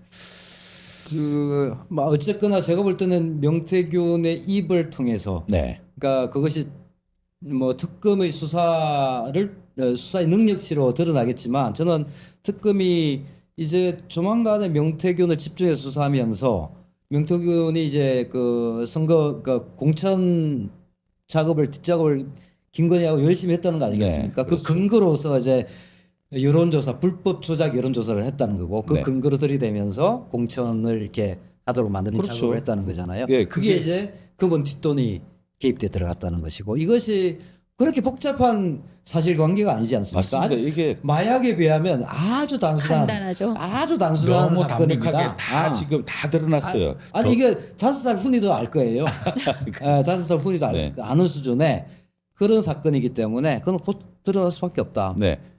빼박이다 빼박. 네. 그래서 그 우리 이 코너의 제목도 그 오세훈의 그 내란몰이는 사실상 그 압박은 잽에 불과하고 그 결국은 빼박 정치자금법이 이제 카운터펀치 역할을 하게 될 것이다라는 거고 사실은 지금 뭐 잠자코 있는 사건들이지만 절대 그냥 넘어가지 못하는 사건들입니다. 이 건들은. 그리고 지난 지방선거 때 벌어졌던 일들이 그 상당히 많기 때문에 그러니까 2021년 지방선거였죠. 네, 2021년 지방선거 때 2020년 지방 이제 2022년 지방선거 네, 때고 네. 오세훈은 2021년 보궐선거 때였고 이제 그때 벌어졌던 일들이 이제 내년도 지방선거 전에 이제 하나 둘씩 나올 게 겨울 되면 이제 나올 수밖에 나오겠죠. 없는 겁니다. 이제 스물스물 나오게 될 내용들이 결국은 또다시 명태균 판도라 상자에서 열리겠어요. 특징되는 것들이 결국은 주요 정치인들 특히 지방선거에 나설 주요 정치인들 또 재선 3선을 노리는 유력 그 지방 정치인들의 목줄을 잴 것이다. 그럴 수밖에 없는 그런 상황이 됐고 자 그런 면에서 봤을 때 그냥 지금으로 봐서는 그 판세가 어떨 것 같습니다. 지금 민주당세의 지지도라든가 이런 걸로 봤을 때는 지금 뭐 핵심으로 보자면 서울 경기 요 선거 쪽은 어떻게 보십니까? 뭐 우리가 이제 저 대미 외교가 지지난주에 굉장히 이제 긴박한 상황까지 갔었잖아요. 네. 뭐 트럼프 대통령이 페이스북에 뭐 우리 저 교회를 급습해서 압색을 하고 네. 했다라는 회담 직전에 영수회담 직전에 그것이 나오면서 굉장히 긴장했는데 결과적으로 굉장히 잘 마무리한 네. 그 외교적 성과를 남긴 거지 않습니까? 그 결과로서 이제 지지율이 상당히 내려가던 차에 지난주 그 여론조사 결과 이번 주 초에 발표된 걸 보니까 상당히 많이 반등을 했어요. 좀 한 올랐었죠. 60, 3, 4%. 66%까지 나온 그래요? 걸 제가 봤는데요. 그러니까 그분이 굉장히 저는 다행스럽다 이런 생각을 하고 이 네. 기조가 쉽게 무너지지는 않을 거라는 전제에서 보면 수도권 특히 그러니까 서울에서도 한 65% 정도 네. 네. 지지가 되더라고요. 그래서 사실 내년 지방선거의 핵심이 서울시장 선거이기 때문에 이런 부분을 포함해서 보면 민주당 우위에 그러니까 지금 여당 우위의 선거가 될 그 가능성이 굉장히 높지 않나. 저는 그런 생각을 하고 있고요. 물론 방심해서는 절대 안 된다 이렇게 생각합니다. 네. 방심은 안 되지만 네. 일단 여러 가지 상황이 지방선거는 성과는 개인적으로는 그래요. 조국 당도 네. 지금은 이제 후보를 낸다 해도 그거에 대해 힘이 예전에 비해 많이 빠질 그렇죠. 것이고 조국당은 이제 네네. 뭐 어떻게 될지 모르겠습니다. 네. 그런 뭐 국힘의 특정 지역을 제외하고는 지금 이 상황에서 국힘 쪽에 힘을 실어주지는 않을 것이고 대외적인 관계나 여러 가지 이재명 대통령이 잘하고 계시기 때문에 이번 지방선거까지는 국민들이 같이 힘을 실어줄 테고 다만 이제 그걸 또 얼마나 잘하느냐에 따라 이제 다음 총선에서는 네. 미지수긴 하지만 지방선거까지는 국민들이 선택을 많이 해주시지 않을까. 보통은 이렇게 이 총선이라든가 대선 그리고 다음 선거 이 약간 이런 그 균형이 좀 있었긴 네네, 균형 맞추긴 했습니다만 지금은 상황이 좀 다른 것 같아요. 다른 부분이죠. 다른 때와는 뭐 전혀 다른 통상 상황이죠. 집권한 직후 1년 이내에 있는 선거의 경우에 통상 이제 여권을 밀어주는 밀어주죠. 뭐 예외 없이 그렇게 진행되어 왔죠. 네. 그래서 이번 다음 내년 6월 3일 지방선거도 정확히 1년 만에 벌어지는 네. 선거잖아요. 집권 1년 만에 대통령 취임 딱 그렇습니다. 하나 날짜가 똑같은 거잖아요. 그런 상황을 감안할 때 이 그 예외 그 없는 상황으로 가기는 쉽지 않을 거다 이렇게 봅니다만 중요한 거는 그 상황 관리를 하는 게 중요할 것이고 그런 상황을 뻔히 아는 야당이 가만히 있지 않을 거지 않습니까? 예를 들면 이런 겁니다. 어제 그 오세훈이 요즘 이제 주로 이제 저 각 구청을 돌면서 시민 여러분 집값 올려드리겠습니다 이런 걸 공개적으로 뭐 나와서 하고 다닌다고 그래요. 근데 단도리를 그 중에 하는구나. 하나가 어제 이제 강북에도 그 노원구입니다, 정확히. 네. 노원구에도 60층짜리 아파트, 그러니까 빌딩을 만들어 드리겠다 이런 선언을 했어요. 그러니까 도시건축심의위원회를 통과했다 이렇게 나왔습니다만 오세훈이 지시하지 않으면 사실 그 심의 일정을 잡고 이렇게 해서 막 급하게 돌릴 이유가 없잖아요. 좌지간 부동산 이슈는 민주당이 불리하니 내가 그렇죠. 돌파한다는 이미지를 만들어내는 겁니다. 근데 이 부분에 대해서 우리 민주당과 그 서울시장 도전하려고 하는 민주당의 주자들이 상황 관리를 굉장히 저는 잘해야 된다 봅니다. 네. 그리고 맞장구 치면서 나는 더 많이 공급하겠다 이따위 이야기하면 저는 망한다고 안 되죠. 생각해요. 네, 예. 왜냐하면 서울시는 이제 그러니까 공급이 물론 공급을 하지 말자는 이야기는 아닙니다. 주거의 질의 문제로 이제 가고 있거든요. 교통도 교통량을 막 쏟아붓는 게 아니라 교통의 질입니다. 나는 빽빽한 전철보다는 좀 쾌적하고 뭐 이런 아침 시간에도 그 바쁜 출근 시간이라도 좀 여유 있게 가고 싶은 이런 지대 측면이 강조되는 시대거든요. 특히나 우리 젊은 20대, 30대들한테 물어보면 다 그렇게 이야기합니다. 근데 주거 심지어 주거를 양으로 뭐 때려 밀어서 내가 뭐 7만 원, 10만 원 공급해 줄게. 이거는 어부성설이고. 그러니까 예를 들면 젊은이들이 돈이 없어서 지옥고라는 말 들어보셨어요? 지옥구, 지옥고, 지옥고, 반지하방, 네. 옥탑방, 네. 고시원. 이게 돈 없는 젊은이들이 주로 사는 네, 네. 주거 형태거든요. 이거는 메트로폴리탄 서울의 세계 도시의 어뜸이라고 하는 서울의 주거질에 나왔지 않잖아요. 그러니까 예를 들면 맞지 않나. 주거의 미니멈, 네. 서울 주거 퀄리티 미니멈을 내가 보장했다. 이런 저는 선언을 좀 해줬으면 좋겠어요. 그러니까 민주당이 실제 우리 서울 시민들의 안타까운 지점을 다 케어할 수 있는 그런 능력치를 발휘해 주면 좋겠다. 오세훈 따라가면 망한다. 오세훈은 이 방송을 보면 안 될 것 같아요. 방송 보고 쉼터 할 아이디어를 주셨네요. 그러니까 지금 흑 장군님이 그 여당은 대통령 지지율로 선거를 치르는 거고 선거 시점에 대통령 지지율이 어느 정도 이냐에 따라서 결과는 달라지겠죠. 그리고 아직 시간은 많이 남아 있습니다. 그때 가봐야 알 수 있겠죠라고 말씀해 주셨고 이어서 조국당은 지금 자기 앞가림하기도 어려운 상황. 더 나아가 당의 존립이 위태. 조국당 되게 지금 많이 섭섭했나 봅니다. 흑 장군님이. 그거는 같은 심리인 것 같아요. 사실관계 같습니다. 네. 자기 앞가림을 혹여나 다음 못했대. 지방선거 때 뭐 가봐야 알겠습니다만은 그 지난 그 선거 때 보궐선거 때도 그랬습니다만 예상과 달리 그 민주당과 조국당이 되게 신경전을 크게 벌였어요. 그렇죠. 특정 지역에서. 그래서 일각에서는 다음 지방선거 때 조국이 어디에 좀 굵직한 데 나올 수 있지 않을까. 뭐 서울도 거론되기도 했고 부산도 거론되기도 했습니다. 그렇죠. 네, 그랬는데 지금 상황으로서는 물 건너가서 봐야 되겠죠, 뭐안 사실상. 될 것 같습니다. 이게 나오시면 지금 안 되죠. 상황이. 예.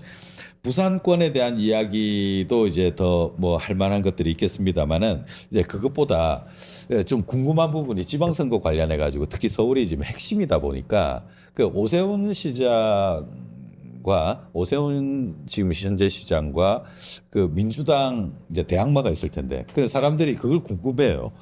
오세훈은 그냥 딱 이미지가 그렇게 돼가지고 저건 참 뭐 이렇게 견고하다. 그 국힘 내에서는 견고한 그 아이템이다. 과연 그 민주당 쪽에서는 그 민주진보 진영에서는 누가 후보가 몇 명이나 될까요? 꽤 거론이 되긴 되지 않습니까? 지금 본인이 출마 의사를 간접적으로 드러낸 사람들을 기준으로 보면 네. 약 5명 정도. 5명 정도. 박주민 의원 네, 박주민 3선이죠. 박홍근 의원 4선이죠. 네. 전현희 의원 그리고 홍익표 전 원내대표. 네, 지금 네. 그리고 유일하게 이제 현역 구청장인 정원호 성동구청장. 이렇게가 이제 주로 거론이 되고 뭐 그런 정도는 아마 민주당 당원들은 대부분 잘 알고 네. 있는 사실인 것 같아요. 뭐 그런 정도로 되냐라는 뭐 이야기는 있지만 저는 본격적으로 경쟁을 잘 시켜서 네. 그런 정도면 오세훈 정도는 꺾을 수 있겠죠. 저는 뭐 그렇게 생각을 하고 있고 민주당 내에서 이분들이 아주 치열하면서도 선의의 경쟁을 할 수 있는 좋은 무대를 만들어 줄 수 있다면 저는 내년 뭐 선거 결과 긍정적으로 결과를 만들어낼 수 있다 이렇게 생각을 하고 있어요. 오세훈은 그 정책이라든가 아까 뭐 잠깐 이야기도 나왔습니다만은 그 정책을 좀 자세히만 뒤져보면 헛방인 경우들이 되게 많거든요.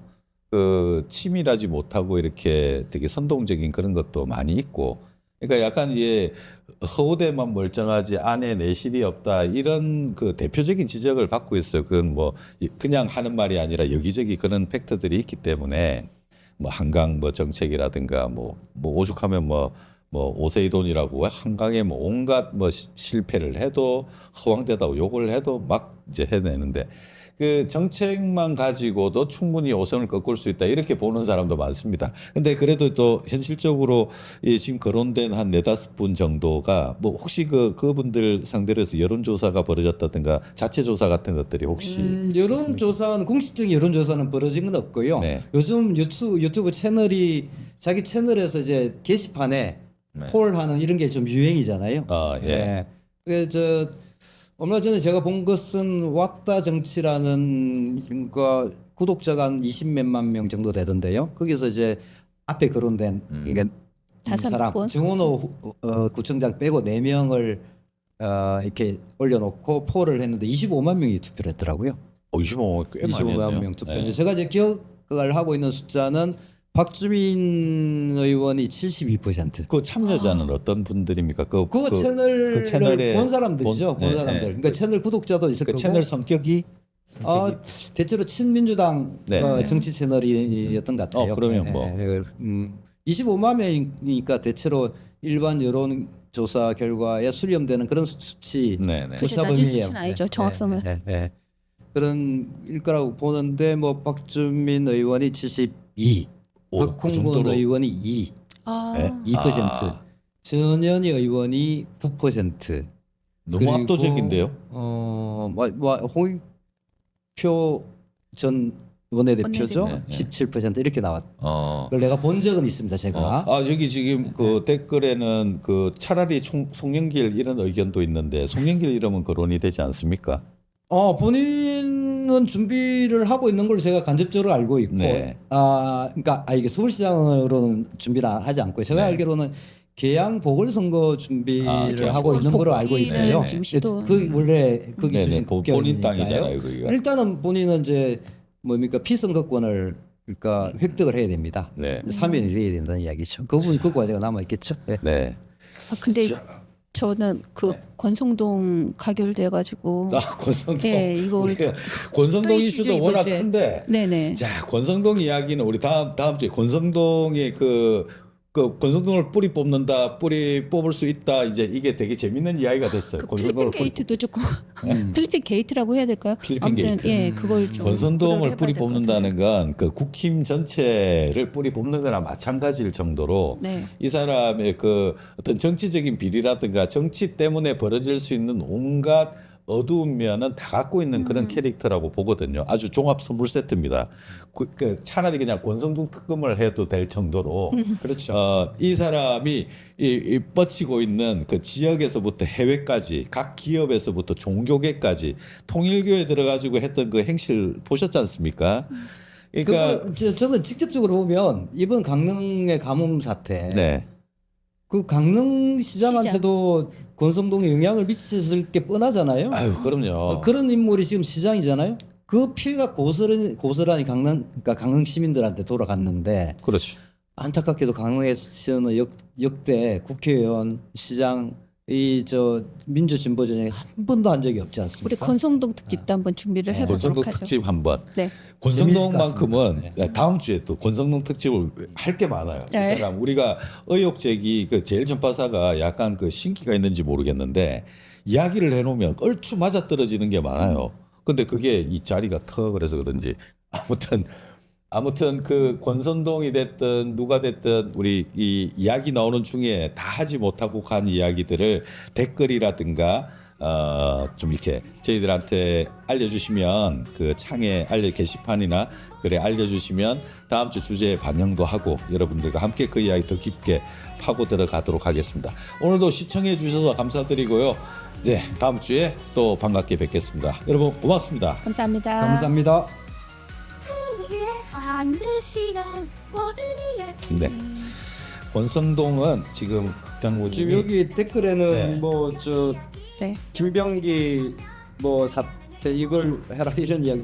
김병기 정청래 네. 이게 지금 김병기 이슈가 지금 커요. 이 사람이 둘째 얘기까지 같이 이렇게 올라와가지고 정치와 시사 토론 전문가들 한자리에 재미와 함께 진지 색다른 시선으로 심도 있는 재미 놓치면